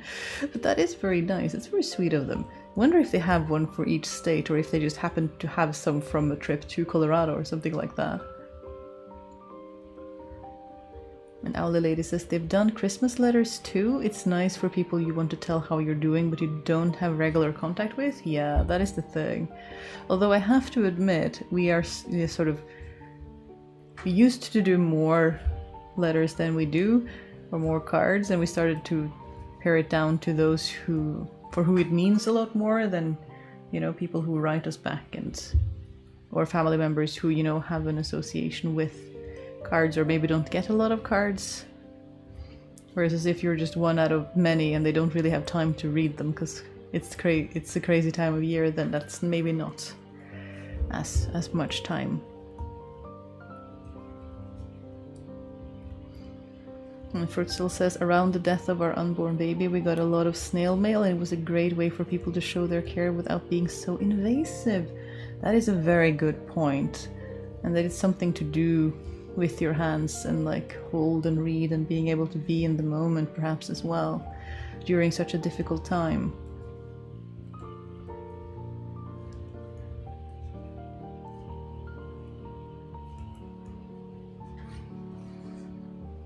Spongestricken says it makes you want to buy from them again. Regarding independent sellers, yeah, it really does.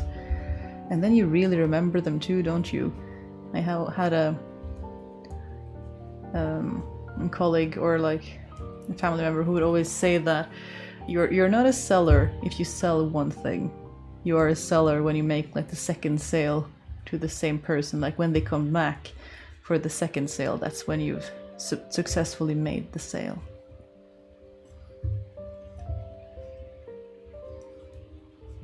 Catherine says they feel so much better. But this didn't say anything earlier, but the live stream is helping immensely. I've had some lovely spiced tea. Well, I am glad. I am really glad that people are enjoying the live stream. Sometimes it's really humbling, like with Fruit Souls having gone through and going through such a really awful, such a horrible thing that I can't even imagine. And sort of the honor, the words don't really... Words feel inadequate, but like I am just sitting here, we are just hanging out, and yet I get all these lovely messages from people who say it makes a difference, and that of course makes me encouraged to keep doing the thing. And also again, it feels really humbling when we are just hanging out, having a community time. And yeah, I think it reminds me in a way that I want to remind you that being there can really matter. It seems strange, but I keep thinking about this in terms of like psychology and how every interaction that we have with other people has the potential, and often does, impact other people. And of course, if I can choose, I would rather that be positive than negative, hopefully. Sometimes you don't get that choice, but if I am gonna influence people with every interaction I have with them and them with me, I would rather try to have something that is positive, if that makes sense. And also surround myself with positive people so that when I'm influenced equally by other humans around me, we are lifting each other up rather than bringing each other down. But yeah, that is something that I just come back to, along with my sort of communication is everything. Everything that we do, be it science or art or humanities or politics or whatever, it all comes down to communication and being able to communicate your idea, your thoughts, and your inner world to someone else in a way that they can understand. And similarly, you know, just hanging out with each other, influencing each other. It's just, yeah, like Jessica is saying, humans being human to each other and having such a great potential to do good and be good for each other. Like it's, yeah, I can't. It is just really humbling. Like I'm just one person, we are just hanging out. I just can't get over that the community is growing and expanding and becoming a really positive thing for people like that. That is really good to see.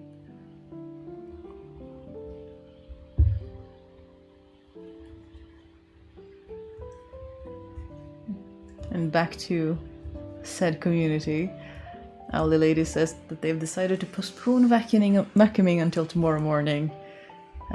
Just don't have the spoons right now. And what they might do is mend something. Yeah, you do that. Take care of yourself first. Like the vacuuming can always wait a little bit longer, if that means that you are actually taking care of yourself and your own needs. And Fritzl says they're doing much better now, and the live stream did make a big difference for me. Well, I'm really glad. I'm really happy that they are able to do that for you. Like that makes me really happy that people can get some positivity from it like that.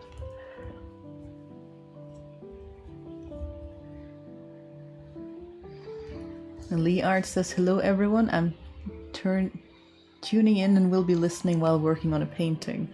Nice to know you are there. Best wishes for all. See, this community is just incredible. It's just so many supportive, creative minds just being supportive to each other.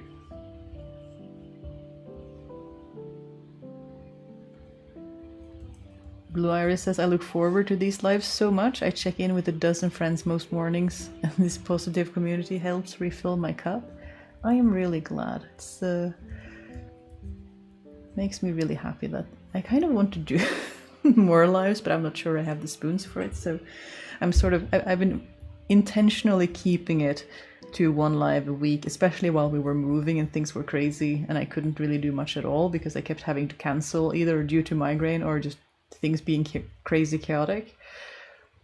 So I'm trying to protect myself and be like, no, we are going to try keeping it at one, at least until we feel more than ready to do more than that. But I do have to say, which kind of makes me feel bad after talking about how positive these lives are for people, there will not be a live next Thursday. We are traveling. We have some traveling to do for spouse's upcoming birthday. They wanted to celebrate with closer to some of their friends that they are missing, so we tried our best to make that happen. And then we had to drive the 8-hour drive south on Thursday to be there for the weekend. So there will unfortunately not be a live stream next Thursday on, what is that, the 17th? No, the 16th. I might try to do a pardon, I'm just going to mute while I cough. Mute.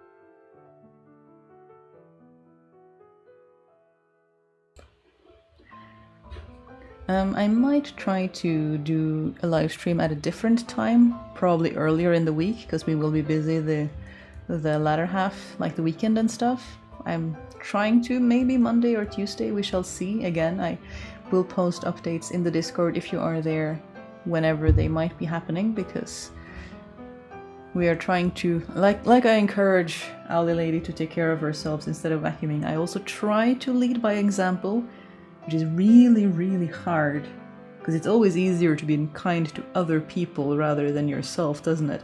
which, you know, is hypocritical, but there we are. So I'm trying my best to lead by example and let you guys know when I have a migraine, if things are happening, if I just can't do it one day, you know, if I'm too muddle-brained and sick to actually be much company to anyone. We're trying to do that, so I announced it in the Discord. So if you are excited about live streams happening on a Thursday and you join on the YouTubes and nothing is happening, it might be because I had to cancel last minute, because I do have a chronic condition and I might have to cancel last minute, but I try my best and I have been able to at least post a little update in the Discord so that people know whether there will be a live stream or not. That is not, again, like, you don't have to join the Discord, but if you want information about that, that is where I post it, because that is where I have the spoons to post it. It feels kind of a bit too big and maybe a bit too personal to put it, you know, in YouTube posts and notifications, which I feel not a lot of people see anyway. I think it's a higher chance that they will actually see it on the Discord if they have live stream updates enabled. But that is a technical aside from things.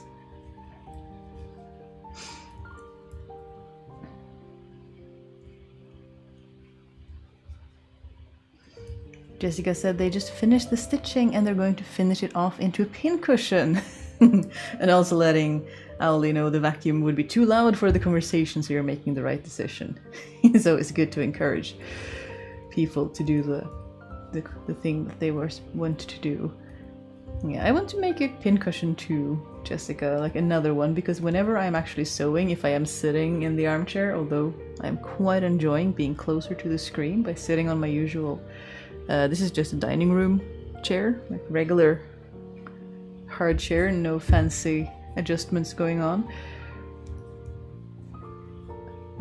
Because whenever I'm sitting over there, if I do live streams there, and I have my pincushion over on my work table, I keep forgetting to bring it and I have to get up and go get it. So maybe it's easier if I just had one pincushion with all the things I need in each spot, rather than trying to move it back and forth. Can I explain the phrase having the spoons? Yes, indeed, Kelly, I'm sorry. It's sort of, you forget that is not really a common thing. Spoon theory, if you Google it, was a way that, I think it was a disabled person trying to explain to a friend what it feels like to be disabled. And they explained it in a way that, you know, they were in a restaurant, so they grabbed a handful of spoons and they showed them, you know, these are your energy levels. You need to, you know, account for each spoon. You cannot go into deficit, like this is all the energy that you have for a day and you must budget what you spend energy on. And the friend initially went, oh, that's easy, you know, you take one spoon, you get ready for work, and then, you know, you go to work, you do the work. And the disabled person was like, no, you don't understand, you are doing far too broad strokes. And then they held the spoons and they started going, get out of bed, get dressed or shower, make breakfast, go to the grocery store. And you could see sort of, at least the way I remember reading the story, you could see the color sort of drain from the friend's face as they started looking at how granular each task was for the disabled person and how few spoons, like the spoon reserves were rapidly declining just from trying to get ready to go to work. Not just going to work or being at work, but from the process of trying to get out of bed, go to breakfast, do all of these things. And it really took off in a lot of disabled community spaces. You know, people really latched onto this idea of the, you know, we call it the spoon theory of disability, and people find it a good way of explaining to people in a very handfast, you know, a very tangible way what is going on. Like, people can talk about how they have one spoon left to do a task and they can choose to shower, or they can choose to go to the grocery store and get food that they need. And then they need to get groceries because they need food. And then you really have to prioritize really, really hard. And people started to add on to this kind of the spoon theory from the original, just, these are the spoons that you have in a day, they started to say like sometimes if a thing is really important, I think this was especially for ME patients, chronic exhaustion patients, or chronic fatigue, CFS, isn't it what it's called these days, chronic fatigue syndrome, that, at least the persons with chronic fatigue syndrome that I know, they have the ability to borrow spoons from tomorrow, but the interest on those spoons is really, really high. But sometimes you kind of have to, because, you have to also live your life. So if it is a thing that you have been really looking forward to, sometimes it's worth borrowing those spoons from maybe, tomorrow, the next week, the next month, because you get so much joy from this one night, even if you know you're going to collapse for a week afterwards. Sometimes, in order to actually have a life worth living, those are the kind of trade-offs that is worth it. So people started talking about borrowing spoons from tomorrow, and they also talk about knives. If you run out of spoons and you have to do the thing, sometimes you have to use the knives. And the thing about the knives, the allegory is that you can use knives, but they will hurt you. It's kind of like borrowing spoons from tomorrow. It's like you can do the thing if you really have to, but there are going to be consequences. And like the example that I give is that when I get a migraine, I can, if I am in a place where I cannot safely be incapacitated, I can sort of push it out. I do it subconsciously. Like if I am a lab leader for an organic chemistry lab and there's no one who can come and take over, and I still have, 2 to 3 hours left to go in the lab, I can sort of push the migraine away, keep attention, keep focus, but for every minute, every hour that you are pushing the migraine away, it hits you 10 times harder as soon as it actually can hit. As soon as you are in sort of a safe space, like as soon as you get through your entrance door, you just collapse, that kind of thing. Whereas if you had been able to go lie down straight away and maybe lay down for an hour or two with your medication, you might have been fine for the rest of the day. But as soon as you are pushing it away and you're trying to postpone it, it just hits you like, it just, yeah, it's really, really bad. But sometimes you have to. So that is where, like, on large parts of the internet, people will talk about having the spoons to do the thing, and it comes from that thing.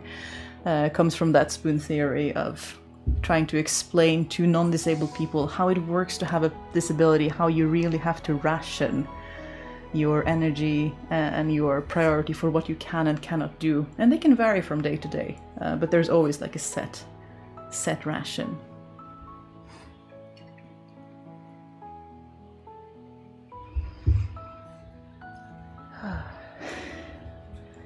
Mary says they had to unpick a row of their mittens. Oh no! Also, they have to go for a walk while it's still bright out. You must live a lot further south than I do, because it has been dark here for some time, but I hope you have a very good walk, Mary, and that you have a very good rest of your day. And Jessica says that their sashiko needles are so different from their other needles that I want to have a separate one just for them. That is fair enough. I keep looking at the sashiko thimbles that you have like in the palm of your hand, and I think they look super interesting. I wonder if I would be able to use one now that I've gotten used to wearing other kinds of thimbles. It's such a habit-based thing. Thank you. You're welcome. It's easy to forget sometimes that phrases and idioms and sometimes expressions are not as widely understood as we would like to know. So it's good to be able to talk about these things, and it's very good when people actually ask rather than just sitting and being confused. It's always very frustrating, like when you are for instance, in a teaching situation, again with the class of students in organic chemistry, and you're trying to tell them about how to be safe in the lab or how to do the experiment, and you can see that they aren't understanding what you're talking about, but they don't have the courage to ask. They don't want to look stupid, and then you're like, okay, maybe we need to start all over again, because I can see that you aren't quite following what I'm talking about, but I don't know where I lost you. You just have to. So it's very nice when people actually have the courage to ask the questions, because it makes it a lot easier to talk about the things that they actually are misunderstanding, instead of repeating all the things they did understand.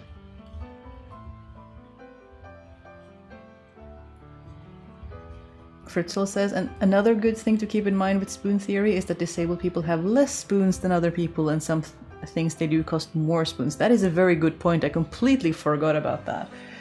But yes, that is very, very true, Fritzls. And spoons being very different among disabled people too is very, very important. Like, there are things that are very expensive in terms of spoons for spouse and are much cheaper for me. And we will generally try to arrange household tasks in a way that costs the least amount of spoons overall. So for instance, I don't really mind cooking and laundry, but spouse really doesn't like cooking.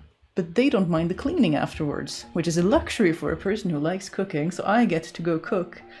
And a lot of the time, they will clean up after me, which I find great luxury, is absolutely fantastic. And it works out because they just find it easier to do the cleaning. And similarly, I find it a lot less spoons when I can just take the bus somewhere, or in the summertime, take a bike somewhere. I don't have to think about parking, I don't have to think about being a great big metallic car that can do a lot of damage to people. I don't have to think about other cars getting very angry if, you bump into them or things like that. Whereas for spouse, a bus is quite stressful because they don't know if they can get to accommodations if they need them, and they then have to take a bus that runs a lot later and maybe getting late for the thing they were going to, so they much prefer to take the car. A car is a great accommodation for them. They have had a great improve to their quality of life since they got a license and we got a car. I mean, it is a household car, I can also drive it, but I kind of forget that we have a car because it's primarily, I think of it primarily as an accommodation for spouse, even though I can just as easily grab my keys and sit down and drive it. I just forget that it's a thing because I would much rather take the bus. And yeah, it's an example of what Fritzls was talking about, that some things cost different things for different people. Even beyond the theory that disabled people have fewer spoons than non-disabled people. But also amongst disabled people, you can't just give everyone the same accommodations. It does not work like that.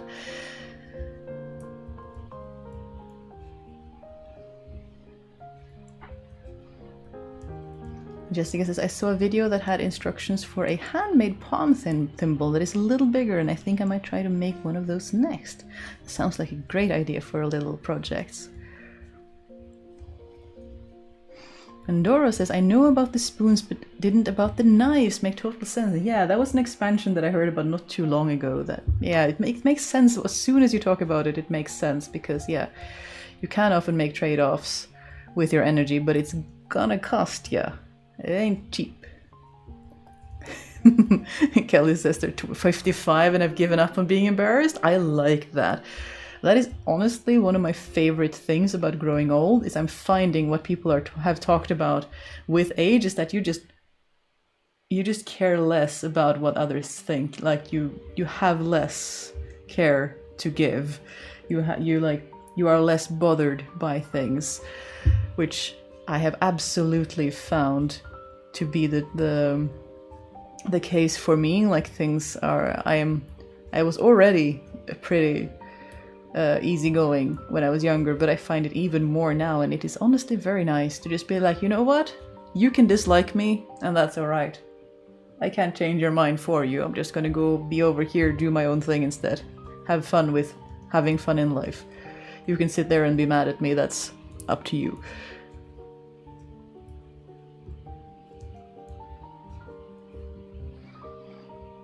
Jessica said, so many thoughts. My sister has MS and it has made it much easier for her to explain to others why she can't do a thing. Also, I told my current student that I used to teach preteens and no question they ask can be more dumb than those asked by a 12-year-old boy. I'm a pharmacy preceptor. Yeah, there is no such thing as like dumb questions. It's good that people are asking the question. And usually a lot of other students have the same question, they just don't want to ask it, and that's really helpful.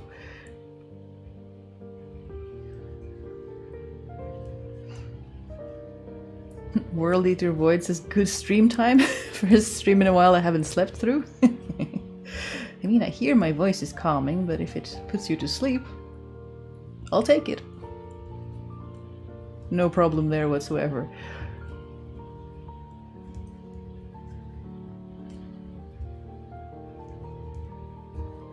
We have made quite a bit of progress. I still am a little bit nervous. Like, look at this. This is not hat-sized.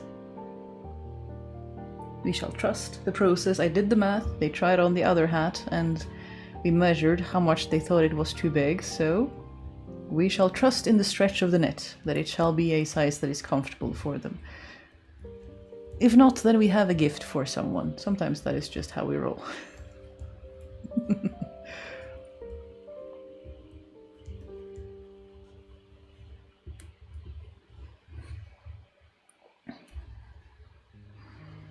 Owly Lady says, I've heard some people not liking the spoons theory, and I usually remind them that no analogy is perfect. And spoons theory was made on the spot in a cafe when needing practical demonstrations. Yeah, no analogy is ever going to be perfect. Whenever you make an example of something, it's always going to be a lack to it. So I can understand that, but yeah. It is never going to be perfect, but it does illustrate a point, at least on a basic level. If you're going to talk into more advanced level, you probably need other tools, but as a starting point, I think it's a good thing. But yeah, I mean, there are going to be critiques and comments to everything, and I think that's good. It's important to not close our minds to those, because having different views and different angles is a good thing. Makes us think about things in a different way.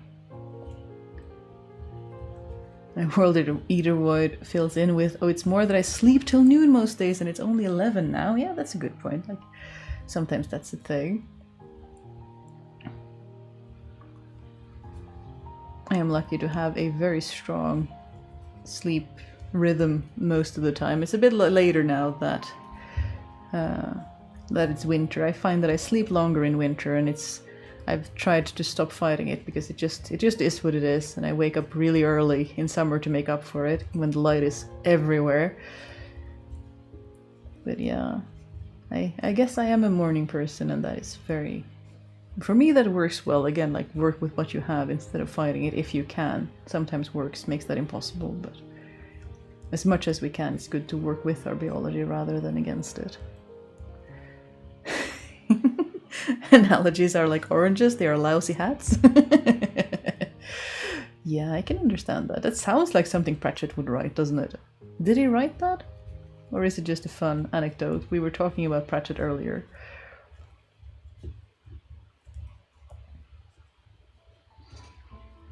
Dora says they reworked parts of their current hat knitting project 3 times. It was way too tight and then too short. Now I'm on a good way finishing it. Oh, that is very nice. I find that same. It's, for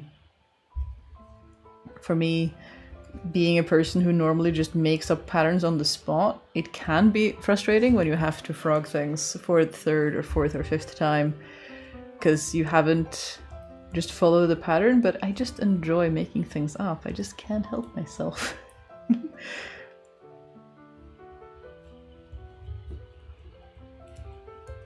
And get headaches from too tight hats? Yeah, I struggle with the same things. So the hat that I ended up using is about twice the size and very comfortable. But this person's spouse prefers tighter hats, so that is what they're getting. And we are about to run some ads. We're gonna have a little bit of a break. I do think I have a little bit more tea water for me poor throat. Who would have thought talking non-stop for 2 hours would require hydration, right?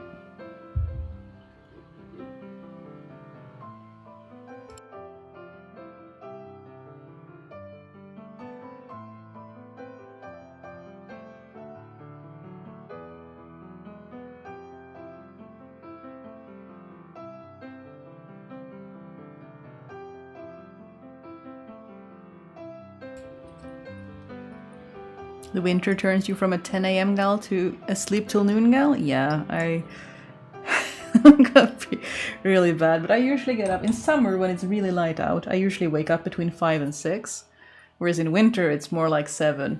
And I used to fight it because I thought, that I had to have a set routine and we had to follow that routine, and that was the way that we had a good sleep rhythm, and that was the way it was gonna be. And now I'm like, you know what? It's all right. We can just accept that this is how it is. And it has made quite a big difference. Like, it's very nice to just accept that that is how things are sometimes.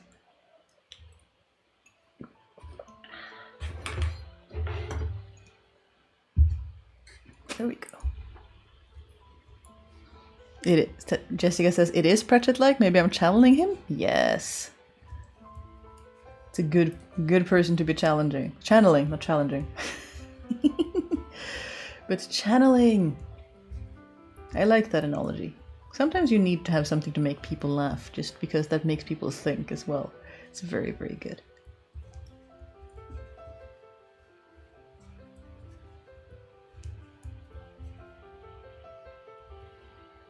My rhythm is mostly dictated by my children.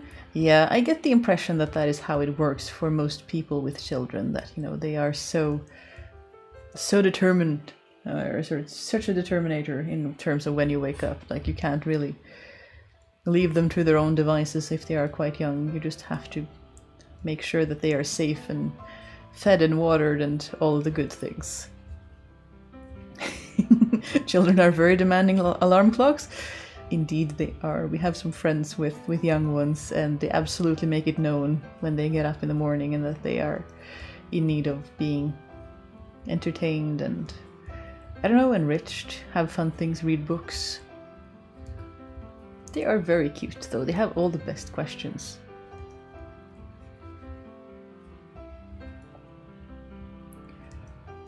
I have 3 more wool socks waiting to be darned, then in use, 6 versus fur, 4. Time to change the ratio? Yeah. Sometimes it do be like that, when you just have so many darning projects. I have so many trousers at the moment, actually, in the darning pile. I will get that frustrating thigh gap, or like thigh darn that you have to do again and again and patching it. And then at some point, I will just have stretched my trousers too far and they will get an enormous rip, usually like along the back of the thigh, which is such a fuss to darn, and it's also very difficult to do it in a way that isn't visible. And that's usually when I permanently retire my trousers, because if they do get that big rip once, then the fabric is usually so thin and worn that another tear is not that far off.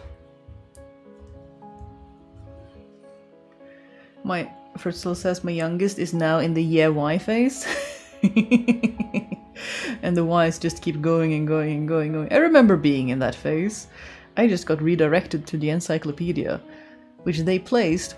We had one bookshelf in the house where I grew up, so we did have a bookshelf. It's very good.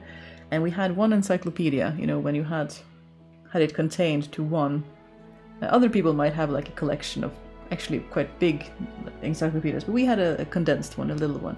And I got so persistent in asking why that they moved it from, you know, an adult reaching height quite far up. They moved it to the bottom shelf so that they could just be like, go check the dictionary, go check the encyclopedia. I don't know. And for some reason, I remember, due to the binding or whatever, the default that the encyclopedia would open up to was the question of, why is the sky blue? So whatever I was looking for in the book, that was where it would start. So it would kind of, that was kind of where it would start. He's only 3, so very limited reading skills for now. Yeah, but it'll get there eventually. It's a world unlocking and so much fun. But it's an age where they're so fun to read too. I have friends with small ones at 2 and 5, and they are really enjoying being read to, having the spoken word or like written word read out loud to them. I'm not sure how much, especially like the 2-year-old is actually understanding, but I think they just kind of enjoy the talking and the companionship and, you know, being on the lap. And if they have been high and low, you know, up under the rafters, running around in the house, they they get tired and they appreciate the sit down, but they have something to focus on instead of getting restless. I don't know, reading is so nice. Like reading to children. It's one of the stories that like it just sticks with me. That we used to have being read to when I was a child. And it was a very nice thing. You know, you would lie there on your pillow and close your eyes and listen to someone telling you a chapter of a book or a verse of something or a story or a poem. And then I remember learning to read. And that I showed that I had learned how to read and I knew how to read. And in the evening, when I was looking forward to being read to, I got told that, but you know how to read now, so you can read to yourself. And they gave me the book and they left the room. And I remember being so sad, like upset, like it felt like a punishment for having learned a new skill. Like, hey, you have learned this new skill, let me deprive you of this moment of togetherness with the parental figure. That was such a letdown. There's so many other ways that could have been delivered in a less upsetting way. And that bothered me for quite a while. It is what it is, but yeah, reading can be such a nice moment between the child and the caregiver. Fritzl says, my eldest read to my youngest yesterday evening, and it was the sweetest thing ever. Oh, that is very, very nice. I remember making up stories for siblings, and that was very nice. It could be a lot of fun to just make up random things on the fly. And then you have to kind of keep going and keep inventing and keep talking about things.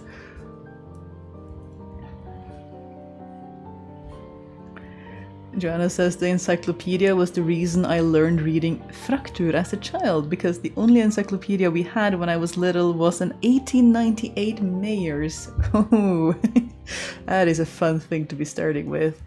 We also had a tiny library at the school I went to, which had a lot of interesting book, like The Last Unicorn, and a child's encyclopedia, like many bound volumes of many things. And it had pictures, which our encyclopedia did not. That was very fun. I read it cover to cover, or like, I think it was 4 or 5 volumes, and I read all of them cover to cover, because no one told me you weren't supposed to read encyclopedias cover to cover. And also The Last Unicorn. I remember having a translated version of The Last Unicorn, and the first ever bibliography that I read was of the esteemed Madame Curie, you know, our lady scientist, only Nobel Prize winner of both chemistry and physics, like absolute legend scientists. First ever biography that I read was about her. Kelly says, oh, how sad. Yeah, it's another example of how, like, sometimes parents don't always realize how things look like to the child, because they know how it looks like to them, and they forget that it looks very different to the child than it does to the parent. Which is easy to forget, because we exist mostly in our own heads, don't we? And we sometimes need to be reminded. My parents had a set of encyclopedias from the 70s before Wikipedia came around when I was a teen, and I loved those books. Yeah, because it was so nice, to be able to ask those questions, wasn't it? And actually have somewhere that had something of an answer, even if it was a start.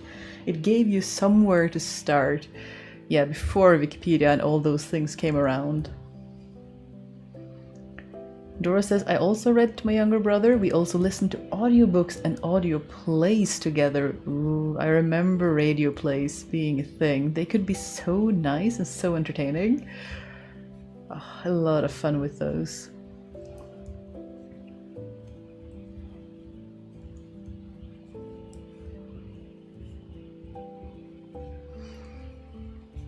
My husband used to devour Encarta, and I used to play a quiz CD with facts about the modern Olympics.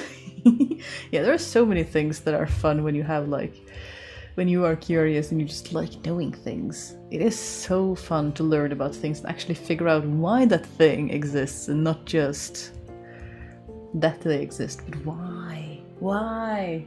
Always more questions about why. Lisa says, my first books were Mrs. Pepperpot, Tesjakärringa, because my dad lived in Norway as a child and loved those stories. They were good stories. They were good stories, although I find it funny how they were translated to Mrs. Pepperpots, because Tesjakärringa, I don't know which way it got translated, but Tesjakärringa is not as sanitized as Mrs. Pepperpot, depending on where in the country you are. But anyway, this has been a lovely, lovely chat. We are past the 8 a.m. mark, and I should be, as my sleepy head is reminding me, heading off to bed and do sleepy things and try to do some more work for tomorrow. And Fretzel chimes in with their eldest loving the horrible history and horrible science books now. Yeah, I mean, children love snot and goo and mess and horrible things and monsters. Children can handle a lot bigger things than we think. It's I also remember enjoying some of those. Not the scary things though. We had I